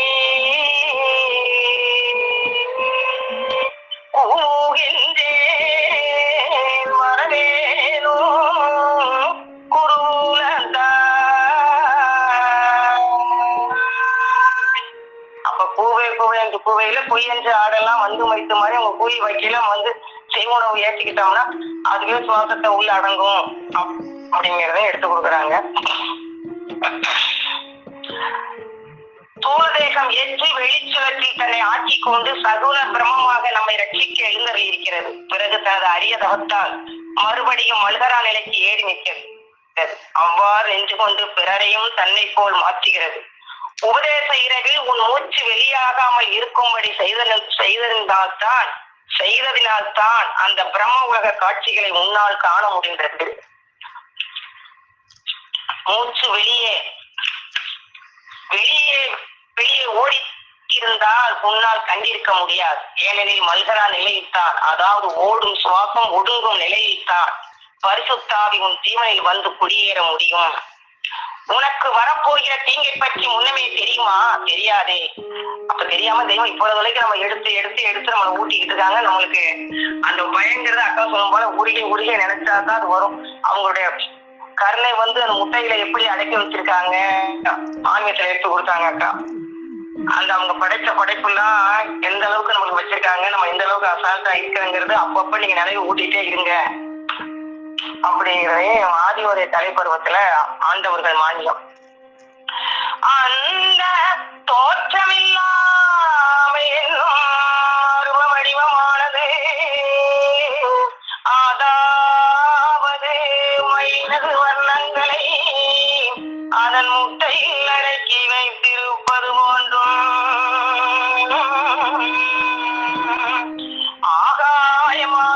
ஆகாயமளாவிய விருட்சங்களை சிறியதன் வித்துகளில் அடக்கி வைத்திருப்பது போன்றும். அப்ப ஆலமரங்கிறது சின்ன கசகசரமாக இருக்காது. எவ்வளவு பெரிய விருட்சத்தை அது உள்ள நுழைஞ்சு பாக்குறவங்க தான் ஆண்டவங்க. அதனால அவங்களுக்கு பேரே வித்து நாயகம். நம்ம வெளி தோற்றத்துக்கு வந்த பின்னாடிதான் நம்ம பார்க்க முடியும். ஆனா தெய்வம் உள்ளே வச்சு படைச்சு உள்ளே படவையும் அடக்கி இருக்கிறத பாக்குறதுனால அவங்க நாமமே வித்து நாயகம்னு பேர் வச்சிருக்காங்க. அக்கினியானது ஜலத்தை வைத்திருப்பது போன்றும் இன்னும் ஆகாயமாகிய வெறுவெளியானது நெருப்பை வைத்திருப்பது போன்றும் அரிதற்கரியதாகியதற்கு ஆங்கிலத்தில் சென்று கூறும் வடிவத்தில் வைத்திருந்ததனினும் இந்த ஓமானத்திற்கும் எட்டப்படாத மேம்பட்ட அரும வடிவத்தில் சுருட்டி மடக்கி தனதிலத்தடக்கி வைத்திருந்த பிரம்ம குண்டனும் சூழ் குடைத்த பூர்வ புராதன குடை கோலமாகிய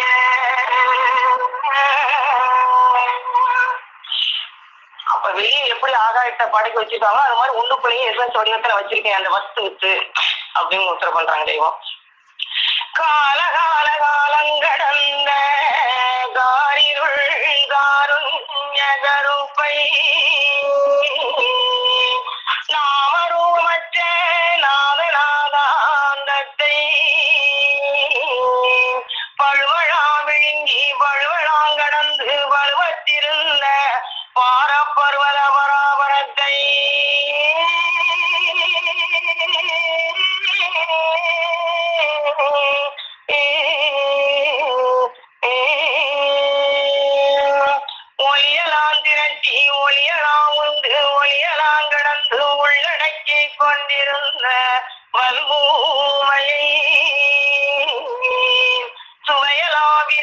சுவையெல்லாம் கடந்து சுருட்டி வைத்திருந்த சுயஞ்சுவை சுத்த சூதானத்தை நிறமெல்லாம் விரிக்க நிறமெல்லாம் கடந்து நிறமெல்லாம் திரட்டி நிறுத்தி வைத்திருந்த நிதான நிரந்தர நிராஞ்சனத்தை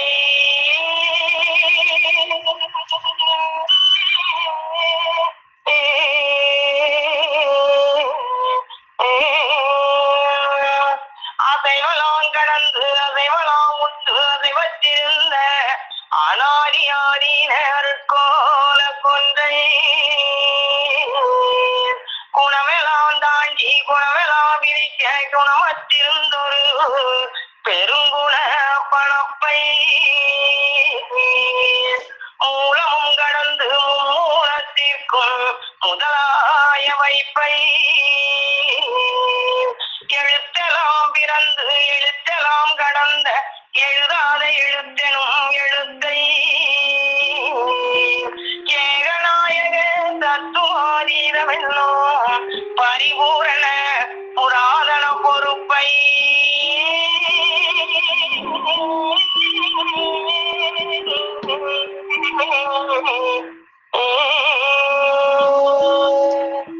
வரம்பற்ற நெடுங்காலம் எரிந்த கடுங்கார குஞ்சை நிர்விகார இதகந்தும் மகமியாவென்னும் புதையலாகிய கூறிய இருள் வஸ்துவானது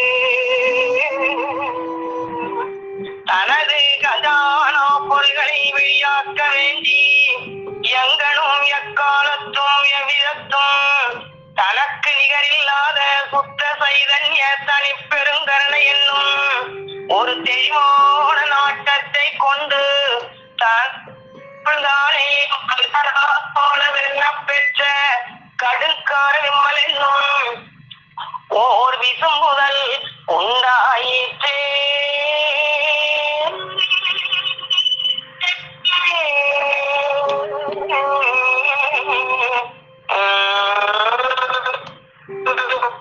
அப்ப அந்த மகராநிலைக்கு தானும் அதை நடந்து கஷ்டப்பட்டு தெய்வம் பாடுபட்டு உண்டாக்கிக்கிட்டு நம்மளுக்கும் அதை உண்டாக்குறதுக்கு நம்ம பாடு அந்த மாதிரி அவங்க பட்ட பாடு தெய்வம் நம்மளுக்கு போயிட்டு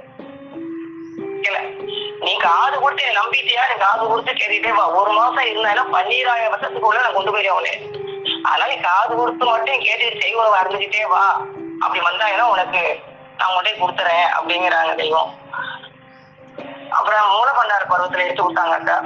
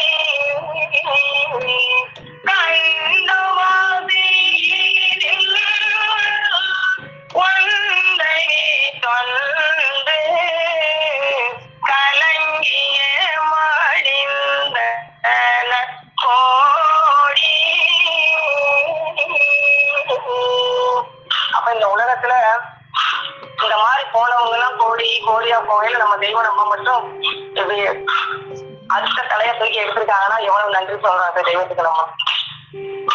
அப்ப இந்த அதுக்கு மட்டும் தான் பாட்டையா கேட்கல தெய்வத்துக்கு வரலையா, மற்றதெல்லாம் எடுக்கவும் முடியலையா தெரியவும் இல்லையா. அப்புறம் தான் பாட்டையா தான் இந்த பகுதியில ஒரு பக்கத்தையும் எடுத்து கொடுத்து அத பாட சொன்னாங்கன்னு சொல்லி சொல்லுவாங்க. அப்புறம் 8 அங்குலம் உள்ள போகுது, 12 அங்குலம் வெளியே போகுது அப்படின்னு எடுத்து கொடுத்தாங்க அக்கா. அப்ப 64 அங்குலம் மூச்சு வெளியே போகுது. அப்ப 64லயே 4 உத்தரவு பண்ணியிருக்காங்க தெய்வம். 64 மூச்சு, 64 கொடிமரம், 64 அங்குலம் தீட்சை, 64 தீட்சை, 64 கலைகள், 1000 கலைகள் 64. அப்ப 4 விதமா அந்த 64 தெய்வம் எடுத்து கொடுத்துருக்காங்க. மெய்வழி நூல்லையும் அந்த எப்படி வீணா போகுது அந்த மூச்சுங்கிறதையும் உள்நாட வாக்கியத்திலையும் படிச்சிருப்பாரு மாமா நட்சத்திர மாமா. வழியோகம் கலைநாளன் உலகோட்பாய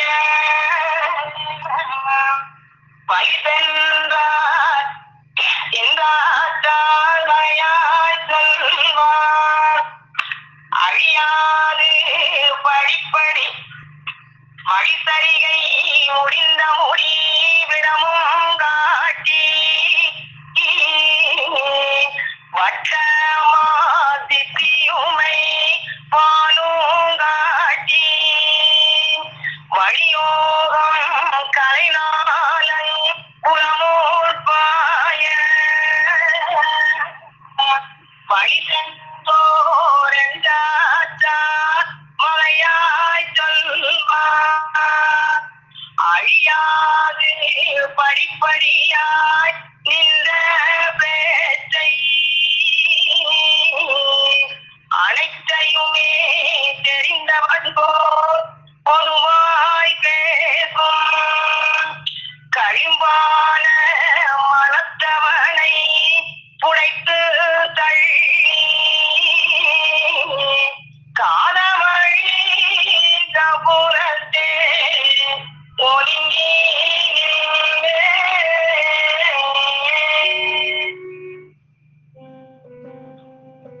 அப்ப இந்த மாதிரி சொல்லுவாங்க, மூச்சு அடக்கலாம் உனக்கு இப்படி வரும் அப்படி வரும் சொல்றவங்கள நம்பாதீங்க. என்னோட நூலை படிச்சு என் வாக்கியத்தை கேட்டாலே உங்களுக்கு எல்லாமே உள்ளடங்கும் அப்படிங்கறத எடுத்து கொடுக்குறாங்க. அக்கா கும்பகம் பூரகம் ரேசகம் அப்படிங்கறத எடுத்து கொடுத்தாங்க. அதுல தெய்வம் சோடச நிலையில அதை எடுத்து கொடுக்குறாங்க. இங்குரையானது எங்குமில்லாதது செங்கமல தரதே. எங்குமே கிடையாது, தெய்வம் உடல் தேடி எங்கேயுமே கிடையாது. தங்கமதானதி சூற்றிய நாகதம் தனிரே சகமிதுவே பங்கது தத்து தாயா தீபம் காணதிதன் முறையே சங்கு மெழுத்தது ரேசகமூர தனியாய் கை சொல்லவே சொல்லுமே ஆக்கை தாயா தீபம் காமிது கும்பகமே. அது ரேசகத்தை உத்தரவாயிட்டாங்க, இதுல கும்பகத்தை உத்தரவாயிட்டாங்க. கல்லையி விதைவது போல கண்ணென்றே குழைந்து பல்லவமான கலைகள் திரண்டு வரும் ஒரு பெருங்கிரணம் நில்லன நின்றுவன் 1000 ஆண்டிலும் செல்லுமே வில்லோதை. நம்ம அவங்ககிட்ட போய் பாயிரத்துக்கு என்ன கொடுக்குறாங்க தெரியும்? ஓசை வலுத்தது நேசமிகுத்தது ஓர்மை படுத்ததுவோ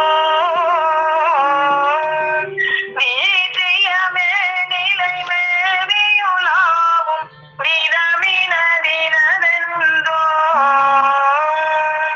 வாசிவசத்தார் கலைகள் விரிக்கும் வகையினதினதென்றே மாதருமாமுடி மகமக துளைத்தது தேசிகரிதமிதுவா.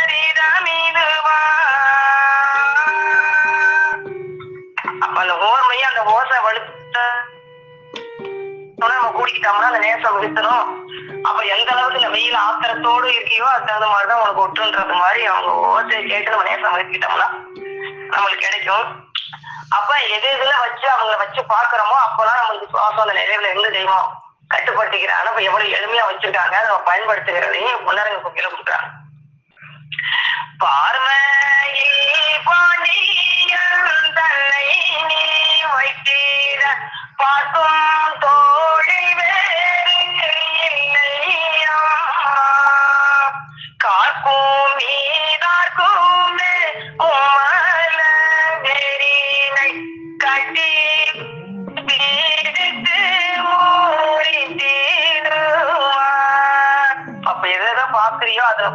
வெளிச்சம் பார்க்கல அப்ப தெய்வம் எவ்வளவு பிரம்மாண்டமா அந்த விருட்சத்தை படைச்சிருக்காங்க. அப்ப ஒவ்வொன்றையும் ஒவ்வொரு தெய்வம் படைச்சிருக்க 1008 அண்ட சராசரின் வாழ்க்கையில அவங்கள வச்சு தெய்வம் நமக்காக இவ்வளவு படைச்சிருக்காங்க. அப்படி வாழ்க்கையில தெய்வம் நம்ம இருக்க மும்மடத்தை எல்லாம் முடிச்சுட்டு அந்த சுவாசத்தை மனிதனாலே உள்ள கொண்டு போய் நம்ம வச்சுக்கிறாங்க. கூடத்த பிரம்ம கூபேரம் செங்கோடி கோடி கடந்த நாடி வந்து விட்டால் நாம் தீரு குடி நன்றாய் அடைத்தி கடியும் தெய்வத்தை வந்து பிடிச்சுக்கிட்டோம். அதிர்ஷ்ட தலையா வந்து பிடிச்சுக்கிட்டோம். அப்ப புடிச்சு நம்ம வச்சுக்கணும். தெய்வத்தை புடிச்சு நம்ம வச்சுக்கிறது நம்மளோட இதுலதான் இருக்கு. தெய்வம் கிடைச்சிட்டாங்க.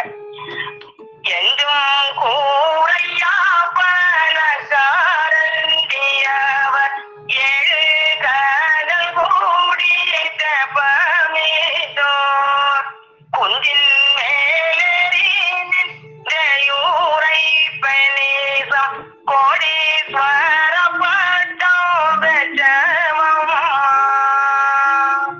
அப்ப கொண்டாந்ததெல்லாம் பெட்டத்துல இருக்கு. அள்ளி போட்டதான் இவ்வளவு உலகம் முழு உயர்ங்கிறதே ஆசை.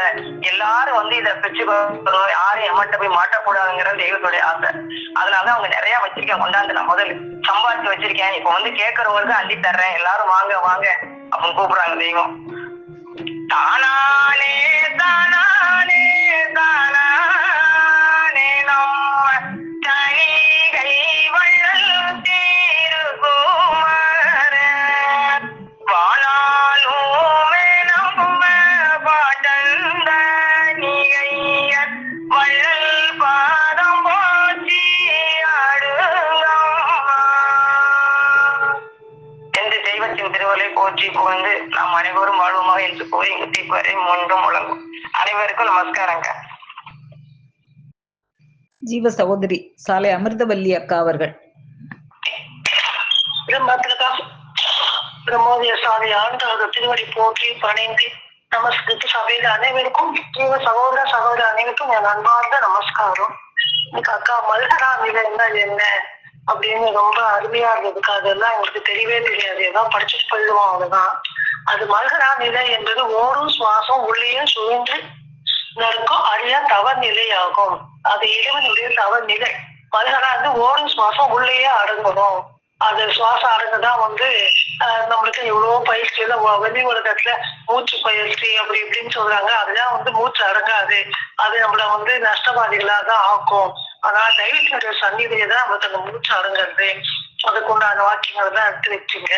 மனிதர்கள் எல்லாருக்கும் ஒரு பிரளயம் நம்ம உடம்புல ஒரு அமளி ஒண்ணு வருது. அது எவனுடைய சந்திப்பு. அந்த சந்திப்பு தப்பிப்பதற்காக தான் அங்கேருந்து நம்ம ரட்சித்துக்கு தான் தெய்வம் வந்து ஒரு சபையை உண்டு பண்ணி அவர்களே இந்த தோலை எடுத்து வந்திருக்காங்க. இரவ முதல்ல அரூப வடிவத்தில் தான் இருந்தாங்க. அதுதான் வந்து மூச்சோட நிலையான மல்ஹரா நிலையில் தான் இருந்தாங்க. அதுதான் வந்து தோற்றம் இல்லாமை என்னும் அரூப வடிவம் அப்படின்னு அந்த மாநிலத்தில் அந்த வாக்கியமெல்லாம் படிச்சு கொடுத்தோம்.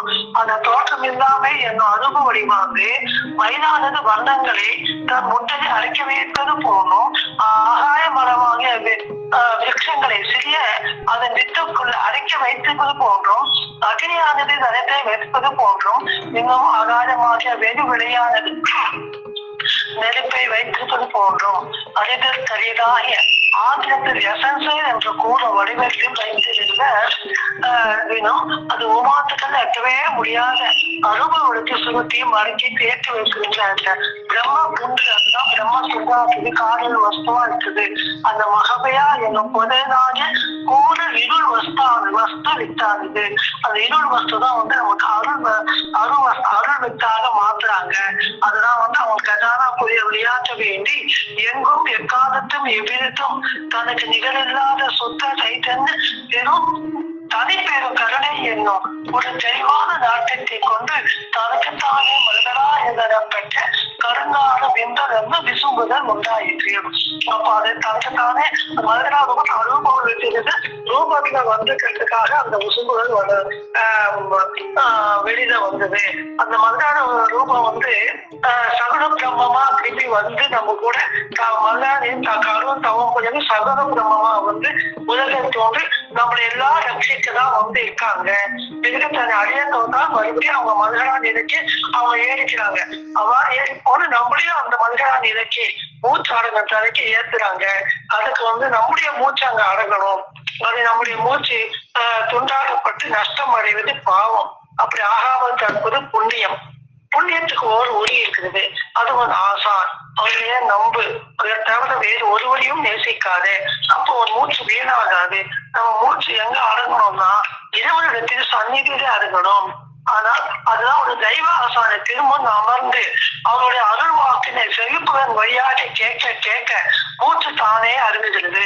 தாசைக்கு மூச்சுதான் நம்முடைய ஒரு தெய்வ ரூபடைய முன்னணியில் அமர்ந்து செவிக்கு உணவாம் யோக பலனாகிய அருளமதி அருந்த அருந்த மூச்சுவின் அறியாமலே அடங்குவதால் ஆயுள் அதிகமாகிறது. அவர்கள் நூலை படித்தாலும் படிக்க கேட்டாலும் பாடினாலும் மூச்சு அடங்கும். இறைவன் நமக்கு செய்த நன்றி ஒவ்வொன்றும் மூணு இணைத்து பார்க்கும் நேரத்திலும் மூச்சு அடங்குகிறது. அந்த யோக பலனையே ஒரு தெய்வ ஆசான் உனக்கு பரிசாக அளிக்கிறார்கள். மேலும் ஆசை மாமலை ஆதி புராதன மாசில்லா தனிகையர் மகன் ஓசை கொண்ட நடனத்தானே மனு ஈசனாகும் இயல்பேடு தோதுவாம். அந்த ஆசை மாமையா அது ஓடும் போது நம்மளே அந்த ஈசனா மனு ஈசனா ஆக்குறாங்க. உன்னிடம் இருக்க அந்த பேசலாம் உங்களுக்கு பேரறிவினுக்கு ஆகாரம் குரு கொண்டல் அவர்களின் மாசரும் ஆலவாய் நேர் நின்று அங்கிருந்து பொங்கி வெளியாகும் அருளமுதனை உன் செவி போல தொண்டு மறுப்பதுதான். அவ்வாறு காலமெல்லாம் மறுத்தால் தாவாவடமாக வீடு பெய்து உனக்கு பரிசாக அளிக்கப்படுகிறது. மாசலான் மழைப்படி வெந்நீர் கோடி மந்திரங்கள் அனைத்தும் ஒரு மொழிக்கோள் வைத்து தேசிய துக்க உடலை நீக்கி உள்ளே சுகமுடலை காட்டிய மன்னரங்கள் தானும் பேசினார். நாய எண்ணி பொருட்டா எண்ணி பிஞ்சகன்ற நோக்கனுக்கே என் நோக்கி வா சிவா சிவா வடவு கண்டேன் கண்டேன் வள்ளல் திருவடி கமலும் வாழ்வேன் என்று. அது அவங்களோட அந்த எண்ணெய் கோடு மதம் சொல்லிச்சோமா நம்மளுக்கு வரவு வந்து சிவா சிவா என்ற அந்த வரவு நம்மளுக்கு வருகிறது. அதுதான் வந்து மூச்சு வெளியில மறுபிறப்பு என்றது வந்து பிறப்பதில்லை. அது வந்து மூச்சு வெளியே விடுவதும் இறப்பு என்றால் சாவதும் பிறப்பதும் அல்ல. சுவாசம் உள்ளே வருவதும் வெளியே போவதுமா ஓடிக்கொண்டிருப்பதில் வாழ்த்துக்கள் அப்படி கூறினார்கள். நம்ம மூச்சு வீணாகாம இறைவனுடைய சந்நிதியில அவர் முன்பாக இருந்து கொண்டு அவர் பேச்சு கேட்கும் போதும் பாடும் போதும் நம்ம மூச்சு அடங்கி நம்மளுக்கு ஆயுள் கூடுகிறது. அவருடைய சந்நிதியிலேயே நம்ம எப்போ இருக்க வேண்டும். அதுதான் வந்து அதான் மூச்சு அடங்க நேரம் மதுகரா நேரமாக அது மதுகரா நம்மளுக்கு மாற்றி கொண்டிருக்கிறார்கள் என்று கூறி முக்தி பெறுகிற மீண்டும் மீண்டும் தொடரும். நமஸ்காரம் அக்கா. ஜீவ சகோதரி சாலை முத்துவள்ளி அவர்கள். மூச்சோட தாமுடைய ஓனுறக்கமற்ற நமது குலதெய்வங்களின் பொற்பாதங்களை போற்றி பணிந்து அவர்களது உத்தரவு பெற்று இந்த சபையை நடத்தி கொண்டிருக்கும் அக்கா அவர்களுக்கும் இந்த கற்பகத்தருவில் கூடி தெய்வ வாக்கியங்களை பங்கிக் கொண்டிருக்கும் ஜீவ சகோதர சகோதரிகளுக்கும் என்னுடைய அன்பான நமஸ்காரத்தை தெரிவித்துக் கொள்கிறேன். மல்கரா நிலை அப்படிங்கறத பத்தி இப்ப புதுசா எனக்கும் இப்பதான் தெரியுது. இந்த வாக்கியத்தை இன்னைக்குதான் புதுசா படிக்கிறேன். தவம் பத்தி கேள்விப்பட்டிருக்கிறேன். மல்கரா நிலைங்கிறதும் அது அந்த இதுலயே தான் வருது.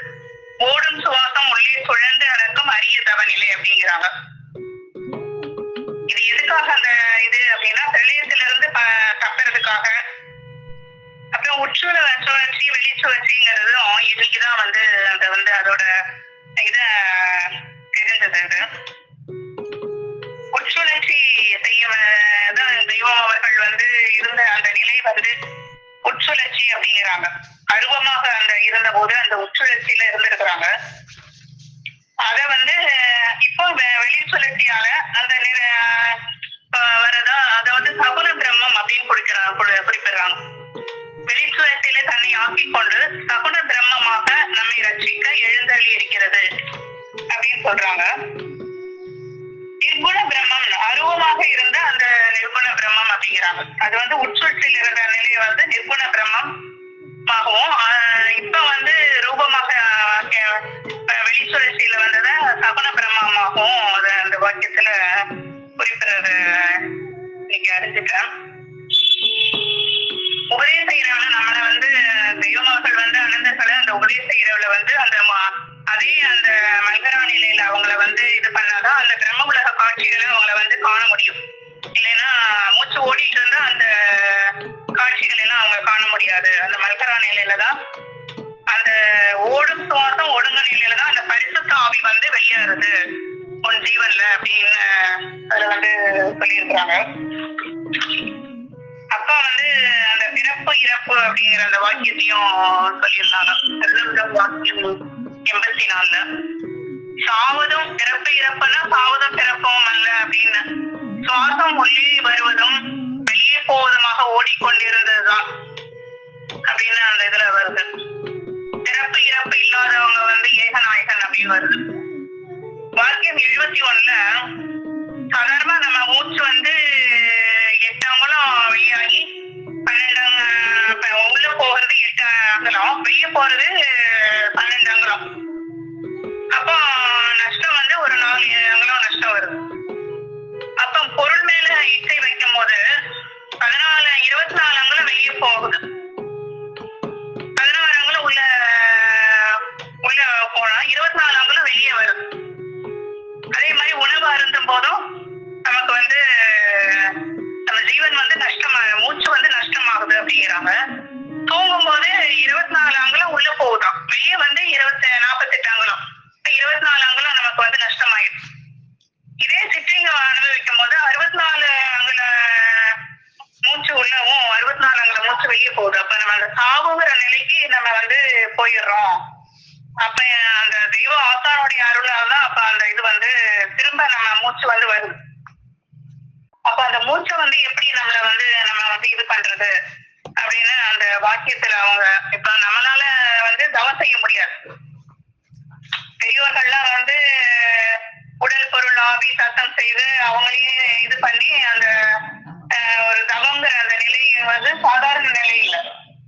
உடல் பொருள் ஆகிய சத்தம் செஞ்சுதான் அந்த தவங்கிற இதுக்கு போக முடியும். அந்த துவாதசாந்த பெருவழி அப்படின்னு ஒரு இது இருக்கும், அந்த இதை கடந்து சென்றாதான் வந்து அந்த தவங்கிறது வந்து சித்திக்கும். அது அப்படி கஷ்டப்பட்டு அவங்க வந்து 12 வருஷம் ஆசாரோடய இருந்து செல்றத நமக்கு வந்து எளிதா வந்து அவங்க வந்து எடுத்து வச்சுக்கிறாங்க. எப்படின்னா நம்ம வந்து தெய்வ சந்நிதி முன்னாடி இருந்தாலும் நம்ம மூச்சு வந்து ஒடுங்க, அவங்களுடைய அருள் வாக்குகளை செவி கொடுத்த கேட்கும் போது நம்ம மூச்சு வந்து தானேவே அடங்கு லாப முகத்துல வந்து ஓடுது. உள்ள வெளியே போறது வந்து இப்ப அதிகமா இருந்தது வந்து வெளியே போறது கம்மியாயிருது வந்து. அதே மாதிரி தெய்வ நூலை படித்தாலும் படிக்க கேட்டாலும் மூச்சு வந்து அடங்குது அப்படிங்கிறாங்க. இறைவன் செய்த நன்றியை ஒவ்வொன்றாக ஓடி நினைத்து இப்படிலாம் நமக்கு வந்து செஞ்சிருக்கிறாங்களே இறைவன் வந்து, அவங்க இல்லைன்னா எதுவுமே கிடையாது. இந்த உலகத்துல வந்து படிச்சதும் அவங்கதான், இந்த உலகத்தை படிச்சதும் அவங்கதான். எத்தனை கோடி இதை எப்படிதான் படிச்சாங்களோன்னு எனக்கும் அதிசயமா தான் இருக்குது. அதையெல்லாம் நினைச்சு பார்க்கும்போது நம்ம மூச்சு வந்து ஒடுங்குது. வாக்கியம் 129ல உனது தேவாதி அந்தமாக்கிய உடல் உனது பொருளாகிய வாக்கு, நம்ம பொருள்ங்கிறது உலகத்துல உள்ள இதுதான் நம்ம பொருள்னு வச்சுட்டு இருக்கோம். ஆனா வாக்குதான் நம்மளுடைய பொருள். உனது பொருளாகிய வாக்கு உனது ஆவியாகிய பிரணவம் நினைவாகிய பிரம்மம் யாவும் எமது எண்ணத்திற்கு லயப்பட்டு சொல்லி கொடுத்து நின்றால் வீட்டு நிச்சயம். இந்த மெய்யறத்தில் இருக்கிற உனது ஏற்றத்தாழ்வுக்கு தக்கபடியே உனது மீட்பும் தண்டனையும் படிப்படியாக இருக்கிறது அப்படின்னு அந்த வாக்கியத்துல வந்து குறிப்பிடுறாங்க. நம்மளுடைய செவிக்கு உணவு அருந்ததுனாலதான் இப்ப வந்து அந்த தவநிலைக்கு நம்மளை வந்து ஏற்றுறாங்க தெய்வம் வந்து. நம்ம ஜீவனில் உள்ள சர்வ மாசுகளையும் ஒழிப்பது செவி உணவு. அருளமதமாக்கிய தெய்வ மருந்து உண்டால் உன் ஜீவனில் கற்பியுள்ள அழிகரு வழிவரு பிறவி மாசு ஒழியும் அப்படின்னு திருமஞான குரல் பக்கம் 242ல அறிவிக்கிறாங்க. மூச்சு அடங்கும் இடத்திற்கு அழைத்து செல்லும் அது செவி உணவு. செவி உணவாம் அருளமதை அருந்த மூச்சு இவன் அறியாமலேயே அடங்குகிறது. அதனால் ஆயுள் அதிகமாகிறது.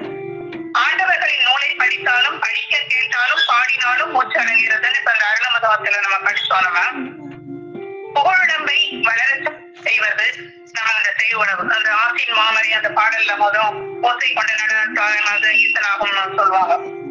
அந்த பேசனா புகழுடம்பை உன்னிடம் இருக்கும் அந்த பேசனா புகழுடம்பின் பேரறிவனுக்கு ஆகாரம் குருகுண்டல் அவர்களின் அருணமதத்தினை உன் செவிப்புலன் கொண்டு மடுப்பதுதான். அவ்வாறு காலமெல்லாம் மடுத்தால் அவாவரமாக்கிய வீடு பேரு உனக்கு பரிசளிக்கப்படுகிறது அப்படின்னு அருளியிருக்கிறாங்க. அந்த வாக்கியத்திலே 71 வாக்கியத்திலே அதுல அருளியிருப்பாங்க. ஆசானிடம் மறுபிறப்பு பிறந்த பின் அடிக்கடி செவி உணவு அருந்தவில்லை எனில் ஜீவதேகம் வளராது. அது சிக்கு பிடித்து விடுவதால் தேவநிலையில் இருந்த நரன் என்ற நிலைக்கு போய்விடுகிறான். தேவ ஒரு வாக்கியத்துல சொல்லுவாங்க, ஒரு உனக்கு மெய்வழி சபையில நான் அங்கத்தினரா சேர்ந்துட்டேன் அப்படின்னு சொல்லிட்டு உனக்கு அந்த அந்த ஜீவ நிலத்தை கொடுத்துட்டாங்க. அதை இப்ப காலகாலமா அதை தண்ணி ஒரு பயிர் கொடுத்துருக்காங்கன்னா அதை தண்ணி ஊத்தி அது களையெல்லாம் பொறுத்து இது பண்ணாதான் அது அந்த ஜீவ பயிர் வளரும்.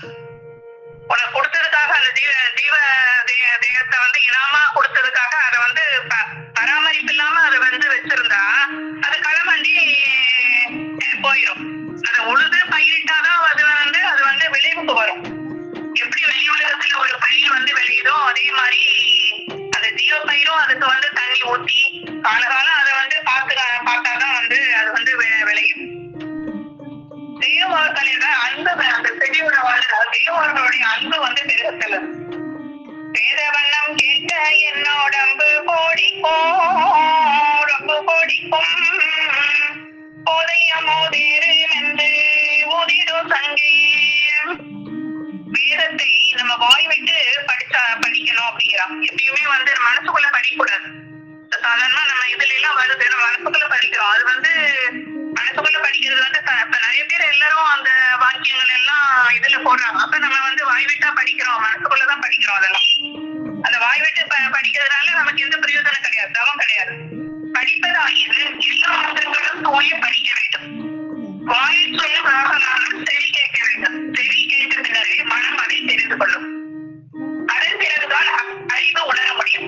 வாய் மூடிக்கொண்டு படிக்கிற பழக்கம், இறைக்கிற பழக்கம் இந்த விஞ்ஞான கல்விக்கு ஆகவே ஆகாது.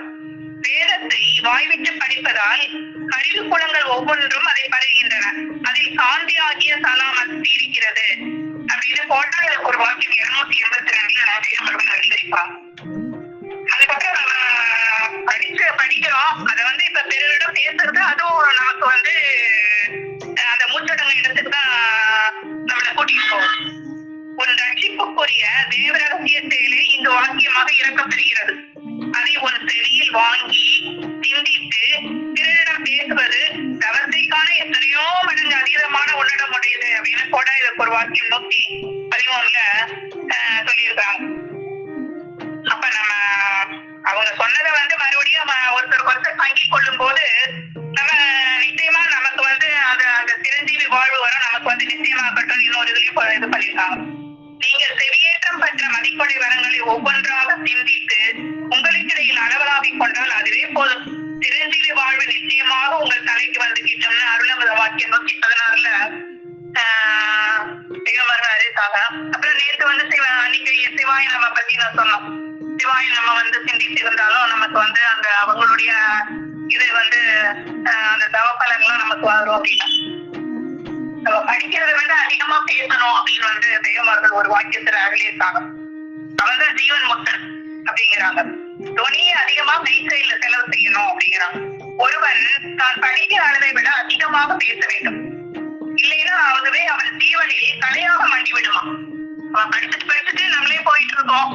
அப்ப அது நம்ம ஜீவன்ல ஒரு கலையாதான் இருக்குது அப்படிங்கிறாங்க. துணியை அதிகமாக மெய்சையில செலவு செய்பவனை ஜீவன் முத்தன் அப்படின்னு கூட ஒரு வாக்கியம் 122 தேவமார்கள் அருளியிருக்கிறாங்க. தேவமார்கள் அன்பே சிவம்னு அக்கா எடுத்து சொன்னாங்க. அந்த அன்பு எப்படி இருக்கணும்னா, நம் பொன்னரங்கம் இறுதி சுகம் தரும் வரை நம் தேவன் அழியாதவர், நம் சிறப்பு அழியாது அப்படின்னு நம்ம சதா நினைத்துக் கொண்டே இருக்க வேண்டும். இந்த ஊடுருவில் இருக்கும் அன்புதான் சாதனை, முழு வைராக்கியம் தான் நிஷ்டை அப்படின்னு கொடாயிரப்போர் வாக்கியம் 267 சொல்லியிருக்காங்க.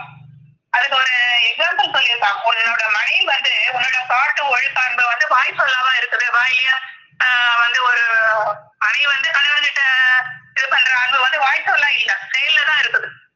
அதே மாதிரி ஆசாரிடமும் உன்னோட ஒழுக்கமும் அன்பும் வரணும் அப்படின்னு குழாய்ப்பு வாக்கியம் 309 தேவர்கள் அறிவித்தாங்க. தேவர்கள் உத்தரவுக்கு பணிந்தாலும் நமக்கு அந்த மோட்சடங்கும் இடத்துக்கு கூட்டிட்டு போகும். அவங்க தெய்வம் என்ன ஒரு இது சொன்னாங்கன்னா அது அவங்க எதிர்ப்பா உத்தரவுன்னு அப்ப வந்து சொல்லுவாங்க. அனந்தர்கள்லாம் வந்து ஒரு இது இத்தனை வாக்கியங்கள்ல வெளியாது இல்ல, உத்தரவு தெய்வமே சொல்லுவாங்க. அனந்தர்கள்லாம் வந்து என்ன சொன்னா அவங்க வந்து இத ஒரு இது மாத்தி சொல்லியிருந்தா கூட அவங்க வந்து பாப்பாங்க அது உத்தரவுன்னு சொல்றாங்களான்ட்டு. நன்மை என்னது தீமை என்னதுன்னே தெரியாத உன்னை உன்னுடைய ஜீவன் கடைத்த வேண்டுமே அப்படிங்கிற பேரிரக்கத்தால இதை செய்யு ஆசிரியர் சொல்லும் போது அதை வந்து உன்னோட புல்லறிவை கொண்டு உரசி பார்க்க கூடாது. அப்ப அந்த பாதையில நடக்க வேண்டும்னா திருமையான சொல்ல எதிர்பார்த்துருக்காங்க. தெய்வ தடவை வந்து ஒரு அண்ணா வந்து இத செங்கல் வச்சு கட்டிட்டு இருக்கிறாங்க. அது வந்து கொஞ்சம் காஞ்ச உடனே இது பண்ணணும். அது உடனே எடுத்து இது பண்ண சொல்றாங்க. உடனே மறுபடியும் எல்லா செங்கல் உளுந்துச்சு. தெய்வம் சொல்றாங்களே கட்டினாங்க. அப்ப தெய்வம் வந்து சொல்றாங்க, நான் சொல்றபடி செய்யறேனான்னு கேட்கறதுக்காக தான் அந்த மாதிரி நான் செஞ்சேன். இல்ல இப்ப என் தெய்வத்துக்கு வந்து இப்ப ஒருத்தர் வந்து தெய்வம் இப்படி செய்யக்கூடாது உளுந்துரும் அப்படின்னு சொன்னாங்கன்னா அப்ப தெய்வத்துக்கு வந்து அவங்க வந்து மாற இது பண்றதுதான் தெய்வம் வந்து சொல்றாங்க. அவங்க என்ன சொல்றாங்களோ காட்டி நீங்க வந்து அதுல பாயின்னா பாயிரும். அததான் அவங்க வந்து எதிர்பார்க்கிறாங்க. அவங்க சொல்றத வந்து ஆமா உத்தரவு தெய்வமே சொல்லி அதை வந்து செய்யறதுதான் தெய்வம் வந்து விரும்புவாங்க. மெய்யில வந்து ஈடுபட்டு இருப்பதுதான் நமக்கு வந்து அந்த மூச்சடங்கு இடத்துக்கு போகுது. கொக்குக்கு ஒரு மதி அப்படின்னு சொல்லுவாங்க. கொக்கு என்ன பண்ணுமா ஒரே மதியில அந்த மீன் பிடிக்கிறதுலதான் இருக்குமா.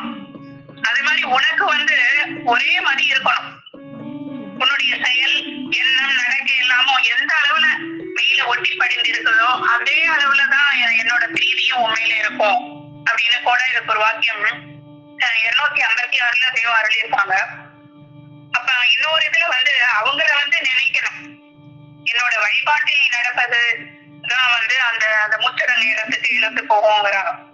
நிஷ்டைக்கு மூலம் குருவு உன் குருவினானை நீ சூட்சுமத்தில நினைக்க முடியாது. அவர்கள் தூள திருமேனியிலேயே எண்ணம் வைத்து அவர்கள் தூள திருமேனியே உன் தியான மூலமாக கொள். அந்த தூளம் உன் நினைவாகி அகப்பை பழங்குவதற்கு அவர்கள் வேண்டுமென்று ஏந்தி வந்த பானை. அந்த பானையில் உன் நினைவாகி அகப்பை புழங்கும் போது அதன் மலக்குற்றங்கள் அனைத்தும் சங்கரிக்க பெற்று பரிசுத்தம் அடைந்து அந்த நினைவு ரட்சிக்க பெறுகிறது அப்படின்னு அருளவத வாக்கியம் 226 எழுதியிருப்பாங்க. இதே வந்து கோடைக்குரிய எழுதியிருப்பாங்க. எது செய்யும் போதும் எம்மையே பார், எம்மையே நினை. என் எண்ணம் வந்து உன் உள்ளத்தில் தான் இருக்கும் போது உன் எண்ணம் எல்லாம் வண்ணமாக மாறிவிடும் அப்படின்னு சொல்றாங்க. பார்வை அந்த இதுல கொண்டாட வெளியாக்கா எடுத்து கொடுத்தாங்களே, பார்வையில் பாண்டியன் தன்னை நீ வைத்தீர பார்க்கும் தோழில் வேறே இல்லை அடி. அதான் இப்ப அந்த பார்த்தது இல்லை 8 அங்குல மூச்சு உள்வாங்கி அந்த இதுதான் அந்த வாசம். பஞ்ச புலன்களை நம்ம மெய்யின் பால செலுத்தும் போது அது நம்ம மூச்சு அடங்குது. ஊட்டியின் போர் வந்து ஒன்றா இருந்தாதான் தரையில பாயும். தெளிவுபட்டிருந்தா அது எந்த வேலைக்கும் ஆகாது. அப்ப நம்ம பஞ்ச பொறிகள் ஆகிய கண், காது, வாய் அந்த இதெல்லாம் வந்து மெய்யின் பால வளர காட்சி அவற்றை மேலும் கூர்மைப்படுத்த வேண்டும். புலங்கள் 5ஐயும் சேர்த்து பொறியின் பால் அந்த மெய்ப்பொறியின் பக்கம் சாய்த்து உயர்வென சமதளத்திற்கு கொண்டு வந்து முனை கூர்மை வலுவேற்றத்தினால் பாய்ச்சினால்தான் தவத்தை ஏற முடியும் அப்படிங்கிறாங்க. நம்ம வந்து இப்ப வந்து ஊசியில நம்ம வந்து நூல் போக்குறோம்.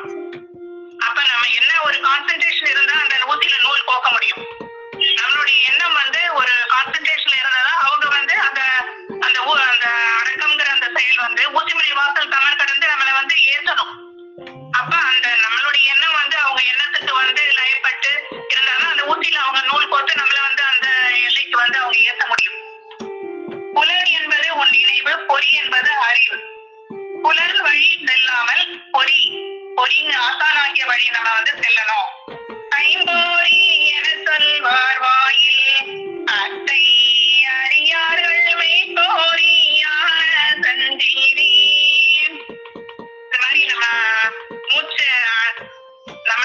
இது பண்ணாமே, எந்த ஒரு இது இல்லாமயே நம்மளை மூச்சு அடங்கி நம்மளை அந்த எல்லைக்கு பரிசுத்தமான அந்த சிவபெருமான எல்லைக்கு கூட்டி செல்லலாம். பெருநாவல் பொற்பாதங்களை படித்து எல்லோரையும் நமஸ்கரித்து என் முக்தி பேரை முழங்கணும் அப்படிங்க சொல்லு.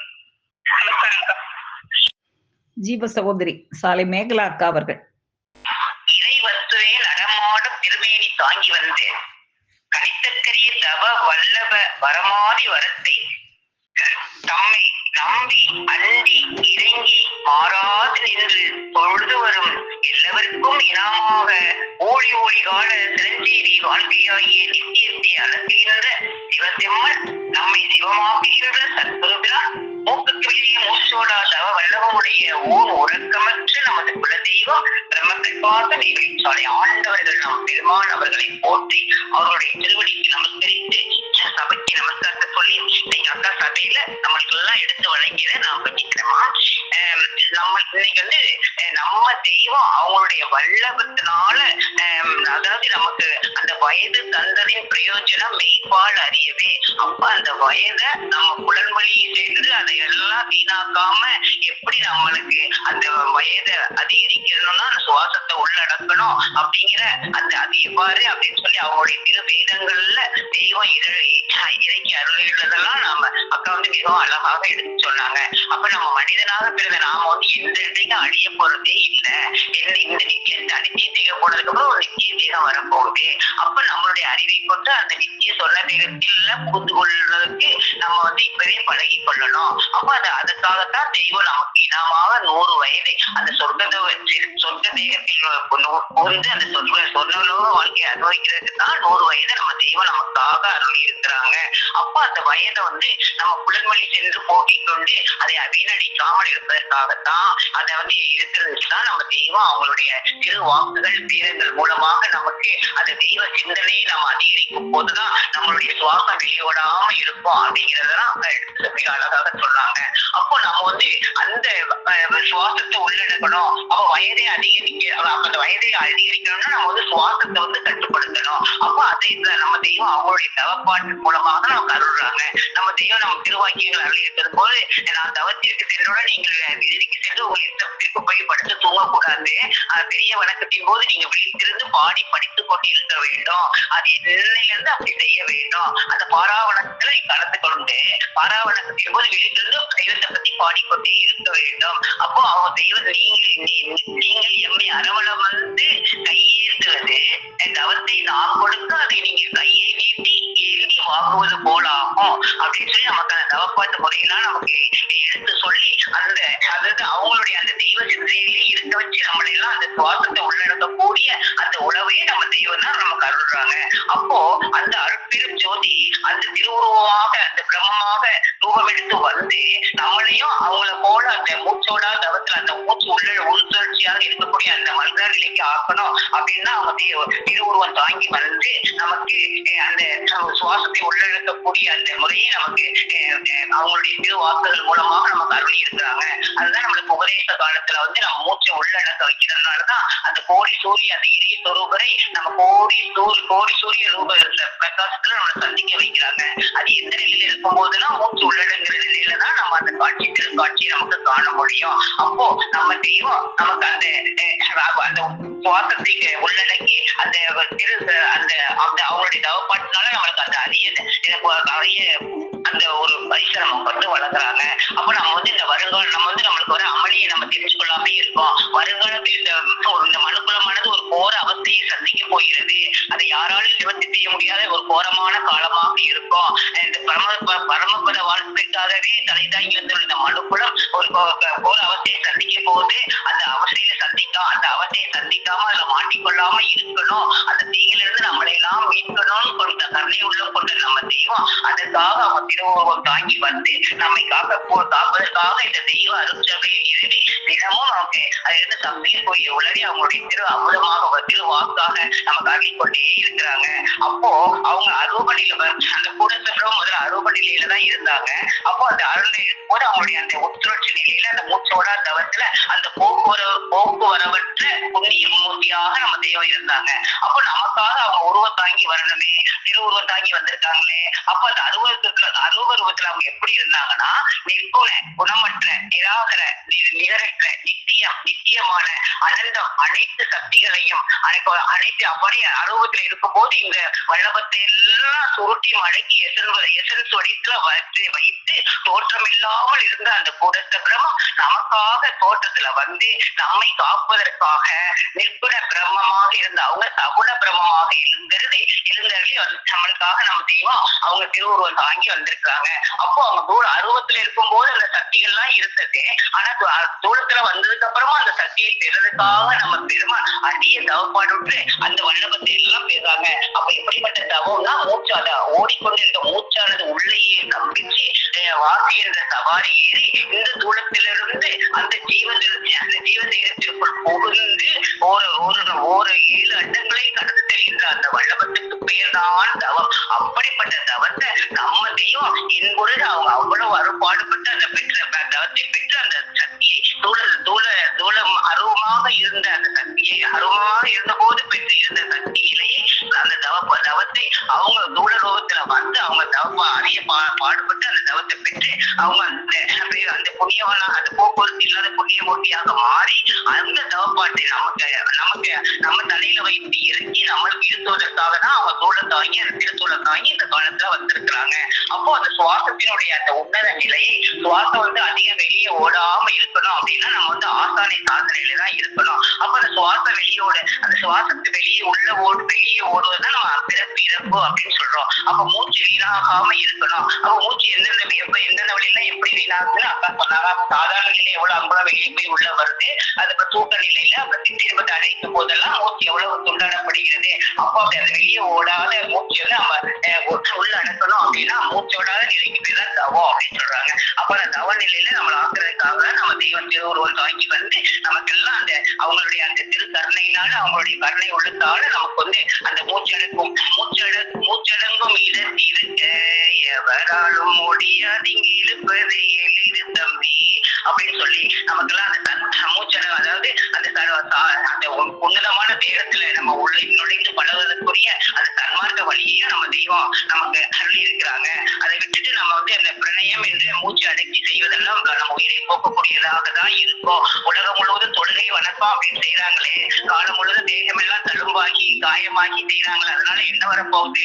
6 கால பூஜை வண்டி எடுத்து 6 கால பூஜை செய்யறாங்களே, அதனால என்ன வரப்போகுது? அது பிறநாட்டம் தான் வெளியில வரும். ஆனா அந்த மாதிரி செய்யாம நம்ம தெய்வத்தினுடைய நம்ம மூச்சு அடங்குவது எப்ப இருக்கும் அப்படின்னு சொன்னா ஒரு தெய்வ ஆசானி முன் அமர்ந்து அவர்களின் திருவாக்குகளை கேட்கத்தான் நம்மளுடைய மூச்சு அடங்கும். அப்படி அடங்கும் போதுதான் நம்மளுடைய வயது அதிகமாகும். அப்ப நம்ம தினமும் நம்ம தெய்வத்தை பத்தி பேச, அவங்களை பற்றி பாட, அவங்களை பற்றி நினைக்கும் போதுதான் நம்மளுடைய மூச்சு அடங்கும். அப்போதுதான் நமக்கு அன்பு பெருகும். அந்த அன்புதான் நம்மளை சிவமாக்கும். அப்போ நம்மளுடைய தேகமாகிய உடல், பொருளாகிய வாக்கு, பிரணவமாகிய ஆவி, நினைவாகிய பிரம்மம், இது எல்லாமே நம்மளுடைய தெய்வத்தினுடைய அவங்களுடைய எண்ணத்துக்கு வசமாக நின்று அவங்களுடைய உத்தரவுக்கு படியின்றி இருக்கும் போதுதான் நம்மளுடைய நம்மளுடைய மூச்சானது அடங்கி நம்மளை எல்லாம் இந்த ஜீவ நிலையிலிருந்து சிவநிலைக்கு நம்ம தெய்வம் ஆக்கி வைக்கிறாங்க.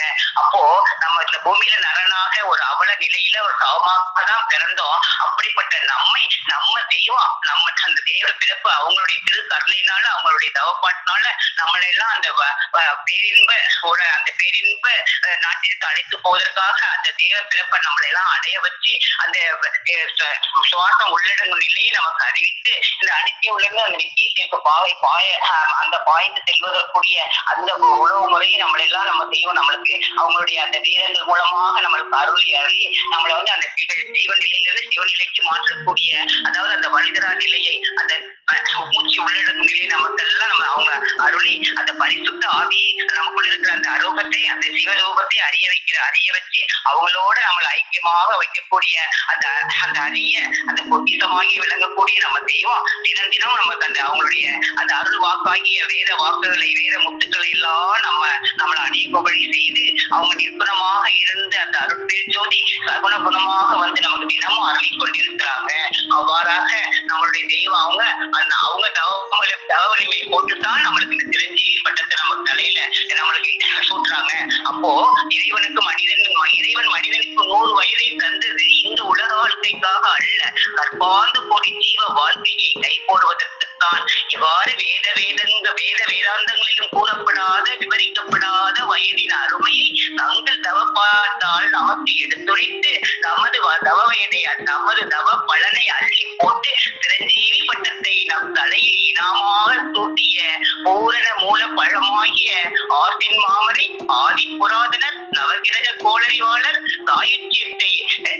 சாயுச்சியத்தை அளக்கும் பெருமான் பிரம்மஸ்வரூபர் தூளம் கடந்த காருண்ய தவமலை அருட்பெரும் ஜோதி தனிப்பெரும் கருணையாகிய நம் குலதெய்வம் அவர்களுடைய திருவடியை போற்றி நாமும் அவர்களுடைய உத்தரவுக்கு அடிபணிந்து அவர்கள் சொன்னபடி நம்மளுடைய வயதை அதிகரிக்கும் முறையிலாகி அவங்களுடைய திருவாக்குகளை நாமும் தினமும் படித்து பாடி தெய்வத்தினுடைய அருளை பெற வேணும் அப்படிங்கிறத நான் விளங்கிக் கொண்டேமா. நமஸ்காரமா. ஜீவ சகோதரர் சாலை ரவீந்திரன் அண்ணா அவர்கள். ஆண்ட சலாசனர் யுகங்கள் நான்கும் கை கொண்ட கொடுவுளியர் மகதி ஆண்டவர் கல்கி மகதி என்னும் மூக்குக்கு வெளியே மூச்சோடா தவமுடைய ஊர் முழக்கமற்ற நமது குலதெய்வம் பிரம்ம பிரகாச மேவழிச்சாலை ஆண்டவர்கள் நம் பெருமானவர்களை போற்றி தமிழ் எங்கள் எல்லோருடைய நமஸ்காரங்களை தெரிவித்துக் கொள்கிறோம் அக்கா. நமஸ்காரம் அக்கா.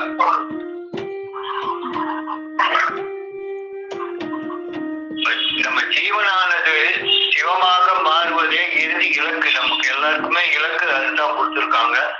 அதுக்கான மர்கரா நிலை உட்சுழற்சி, அதாவது மூச்சு உள்ளேயே சுழலும் அரிய சமநிலையை பற்றி நல்லா விரிவா தெரிஞ்சுக்கிட்டாங்க. நல்ல நிறைய பாயிண்ட்ஸ், நிறைய வாக்கியங்கள் மூலமும் நிறைய தெரிஞ்சுக்கிட்டாங்க. நிற்குண பரபிரம்மம் சகுண பிரம்மமாக தூளம் எடுத்து வந்து நம்மை காப்பாற்ற பரிசுத்த ஆவி ஜீவனில் குடியேற மூச்சு ஒடுங்க வேண்டும் என்பதை ரொம்ப தெளிவா தெரிஞ்சுக்கிட்டாங்க. மூச்சின் முக்கியத்துவம் அளவும் வந்து அதாவது எவ்வளவு வந்து நம்ம வந்து உள்ள எடுக்கிறோம், எவ்வளவு வெளியே ஆக்குறோம், எவ்வளவு லாபம் போகுது, லாப நஷ்ட கணக்குகள் எல்லாத்தையுமே சொல்லியிருந்தீங்கக்கா. 8 அங்குலம் எடுத்து நம்ம 12 அங்குலம் சாதாரணமாவே வெளியில போகுது.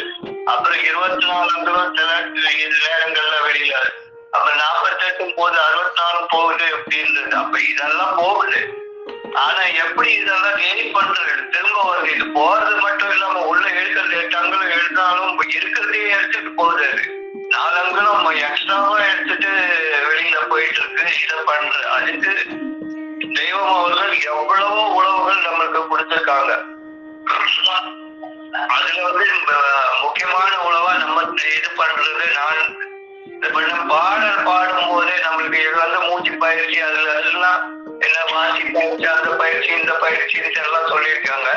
அப்புறம் அக்கா இதுக்கு வந்து இன்னொன்னு, அந்த நம்ம ஃபேன் ஓடிக்கிட்டு இருக்குன்னா ஃபேனை நிறுத்தணும்னா அதை ரெக்கைய பிடிக்க கூடாது, சுவிட்ச் ஆஃப் பண்ணாலே முடிச்சிருச்சு, அவ்வளவுதான் விஷயம். இது எவ்வளவு சிம்பிளான விஷயத்தை இதுக்கு வந்து நம்ம என்னென்னமோ பண்ணி அந்த மூச்சு அடக்கிறது இல்லாம அது இன்னும் விரயம் பண்ணிக்கிட்டு இன்னும் நம்ம உடம்புதான் இது பண்ணியிருக்காங்க. இதெல்லாம் விட தெளிவா இன்னும் தெய்வத்துக்கு நம்ம பாடல் பாடும் போதே அடங்கி இருக்கு. அது ஒரு பெரிய வந்து பிராணயாமம், அந்தயாமம், இந்தயாமம் இதெல்லாம் வந்து இருக்கு. நீங்க இங்க இழு, அங்க போடு, அங்க புடி, இங்க புடி, இப்படி எல்லாம் பண்ணி தப்பா பண்ணி நிறைய பேர் நிறைய இழந்துட்டு இருக்காங்க. நிறைய பிரச்சனைகள்ல தான் சந்திச்சிருக்காங்க. உடலை இன்னும் மேலும் மேலும் அது இதுதான் பண்ணியிருக்காங்க. அந்த மாதிரி தான் ஆயிட்டு இருக்குது. அப்புறம் அக்கா சொன்னது என்னன்னா, இந்த அருள் இல்லாருக்கு அவ்வுலகு இல்லை, இருள் இல்லாருக்கு பொருள் இல்லாருக்கு இது இல்லை. அப்போ பிச்சைக்காரன் தான் இது பண்ணிட்டு இருக்கான், அவனுக்கு தான் போயிட்டு இருக்கான், அவனுக்கும் தான் இது இருக்கு அப்படின்றது தெளிவாக சொல்லப்பட்டிருக்கா.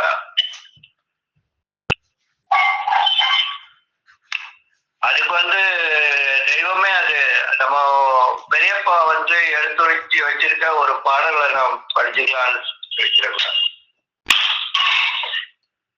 அறிவான பொருள் தேடி அலைந்து அலைந்து சாவார், அலைந்து அலைந்து சாவார்.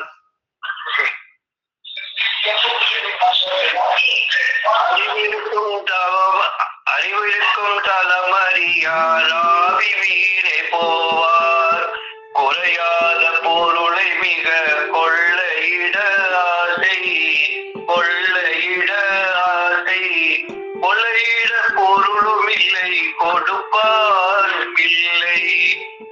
கொள்ளையிட பொருள் தேடி குவலயத்தில் அலைந்து கொள்ளை கிடைக்காமல் மன குறையாலே வாடி இல்லாமல் துயரமதில் இறந்து போக வேண்டாம் வேண்டும் மட்டும் கொள்ளையிட விட்டான் அந்த வீட்டில் ரத்தமலை அனந்தம் கோடி குவியல் வந்த மட்டும் திருடி கொள்ள எவர்க்கு மனம் பொருளும் இடமனம் உள்ளவர்கள் திருக்கலிமா பார்த்து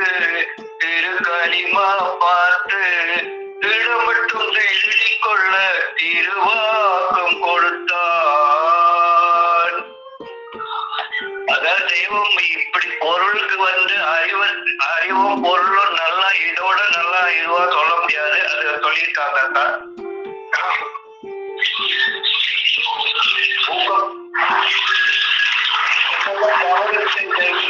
மூக்கப்பட்டு மூச்சை நம்ம பாடலப்பாடியே மூச்சு இது பண்ணிக்கலாம். அப்புறம் அக்கா சொன்னீங்க பூரகம் கும்பம் ரேசகம் என்ற வழிமுறைகள் பயனற்றவை.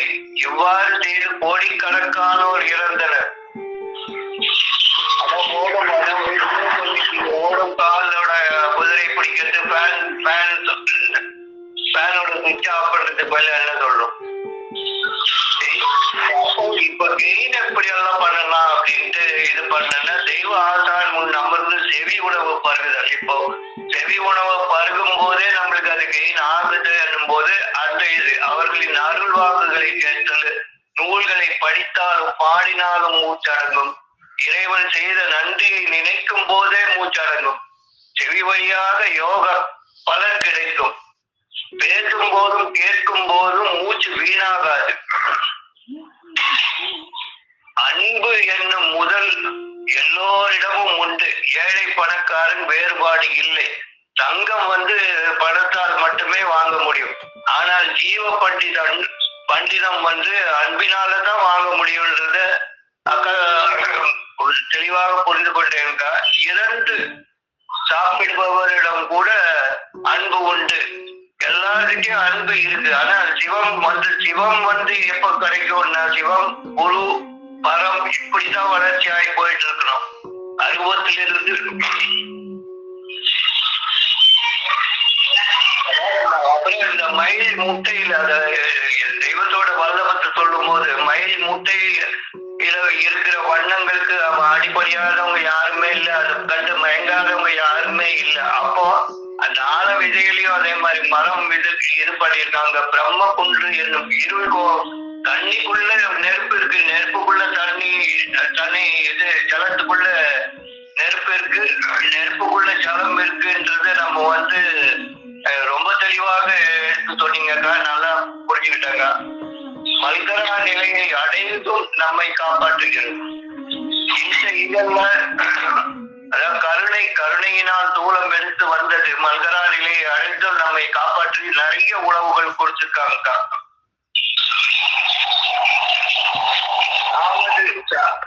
சாவது பிறப்பது அல்ல, உண்மையான பிறப்பு இறப்பு. மூச்சு உள்ளே வருவதும் வெளியே போவதும் பிறப்பு இறப்பு. போக்கும் வரவும் புணர்வும் இல்லாத புண்ணியன் மூச்சு ஓடாத நிலையிலே பிறப்பு இறப்பு இல்லாத நிலை. ஈசன் என்றும் குறையா பணக்காரன் மூச்சு வெளியே போகாதுதான். தேகம் வாக்கு பிரணவம் நினைவு அனைத்தும் இறைவனுடையது. இவையெல்லாம் பெருமானின் எண்ணத்திற்கு லயப்பட வேண்டும். திருவாக்கியங்கள் குறிப்பு நிறைய குறிப்புகள் கொடுத்திருக்கீங்க. திருவாக்கியம் 84 பிறப்பிறப்பு விளக்கம், திருமெய்ஞான அருளமுதம், திருவாக்கியம் 78 கோடாயுத போர். இதுல இருந்து எல்லாம் மான்மிய மாதியோதிய தலைப்பருவத்துல பக்கம் 5ல இந்த மயில் பத்தியும் இது பற்றியும் எல்லாம் கொடுத்திருக்கீங்க. அதிர்ஷ்டமும்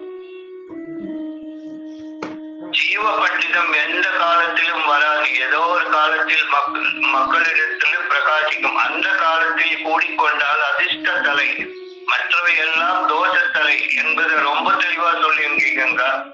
தெய்வ நீதி சபை வான்வித்தை அருட்கருண சபையாக வளர்ந்தது. நான் என்பதே இல்லை, எல்லாமே இறைவனோடது. நம்ம கிட்ட இருந்து எதுவுமே இல்லை. செவி உணவே மீட்பின் வழி, எளிமையான வழி. உட்கார்ந்து கேட்டாலே போதும், நம்ம வேற எதுவும் செய்ய வேணாம். உட்கார்ந்து கேட்கறதே பெரிய விஷயம். அதுலயே நம்மளுக்கு இந்த கெயின் கிடைக்குது, இது வருது, அந்த லாபம் வருது. எல்லோரும் இன்பம் அறிய வேண்டும் என்பதே இறைவன் நோக்கம். இன்னொன்னு, இவ்வளவு இது கொடுத்திருந்தாலும் இன்னும் தெய்வம் இன்னும் ஈஸியா இன்னும் எளிமையா என்ன இது பண்ணிருக்காங்க. அது எனக்கு அந்த படிச்ச ஞாபகம் தான் இருக்கு. எனக்கு அந்த இது வாக்கியம் தெரியல.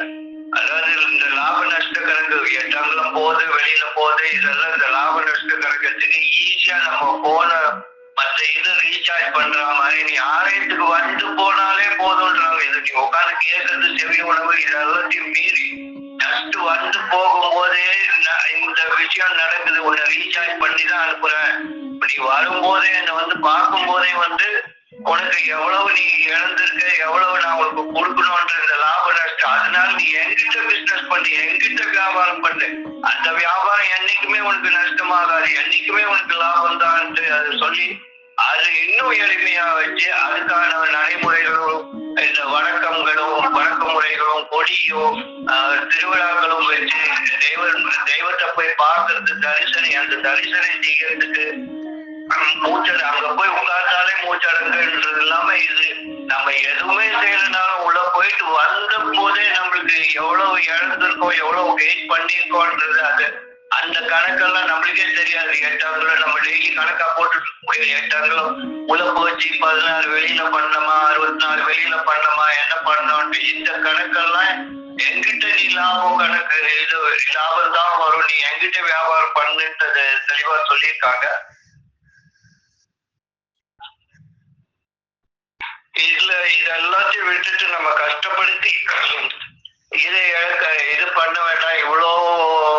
இவ்வளவு உணவுகளும் தெய்வம் கொடுத்திருக்காங்க.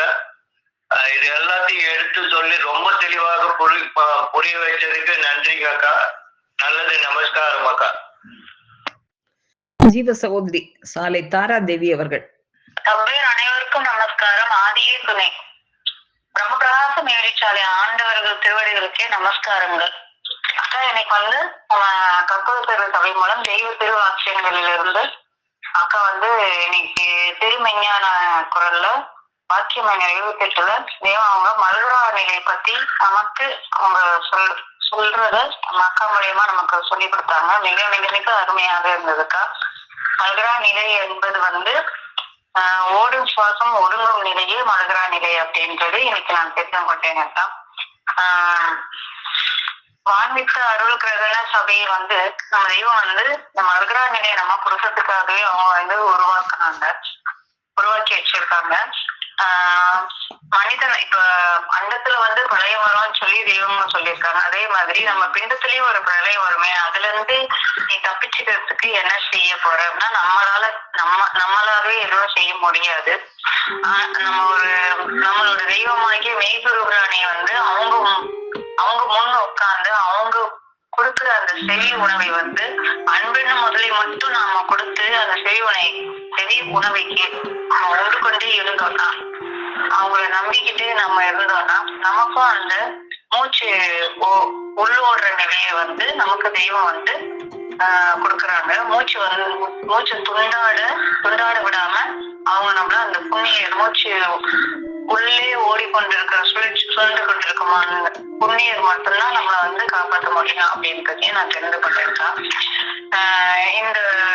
இந்த நிலையை நமக்கு அந்த எமன்கிட்ட மாட்டிக்காத அந்த நிலையை நம்ம கொடுக்கறதுக்காக இந்த மல்கரா நிலை மூச்சு உள்ளோடுற நிலையை கொடுக்கறதுக்காக தெய்வம் எவ்வளவு பாடுபட்டு நம்ம எந்த பாடுபடாம நமக்கு அதை இலவசமா கொடுக்குறாங்க. அதுக்காக தெய்வம் எதிர்பார்க்க அன்பை மட்டும்தான் எதிர்பார்க்கிறாங்க. அந்த அன்பை கொடுத்து நாம தெய்வத்துக்கிட்ட எப்பவுமே அந்த மல்கரா நிலையை தடுக்க நம்ம இந்த இகோத வாழ்க்கையில இருந்து இந்த எமன்கிட்ட மாட்டிக்கிறத தடுக்கிறது தூக்கம், பசி, அதுக்கு கோவப்படுறது, இந்த சிற்றின்பம் இருக்கிறது, அப்புறம் விளையாட்டுகள் கிரிக்கெட்டு, ஃபுட்பாலு, இந்த மாதிரி விளையாட்டுகள், அப்புறம் இந்த பிராணாயாமம், இதெல்லாம் பிராணாயாமம் செய்யறது, யோகா செய்யறது, இந்த மாதிரி விஷயங்கள்லாம் வந்து நம்மள வந்து மூச்சு துண்டாட வைக்குது. ஆனா அப்படி துண்டாடாம வைக்கிறதுக்காக நம்ம தெய்வம் நமக்கு பல உணவுகள் கொடுத்திருக்காங்க. மூலமந்திரம் சொல்றது, அவங்க தோத்திர பாடல் படிக்கிறது, படிக்கிறது, கேட்கறது, நம்ம சத்தமா படிக்கணும். அப்படி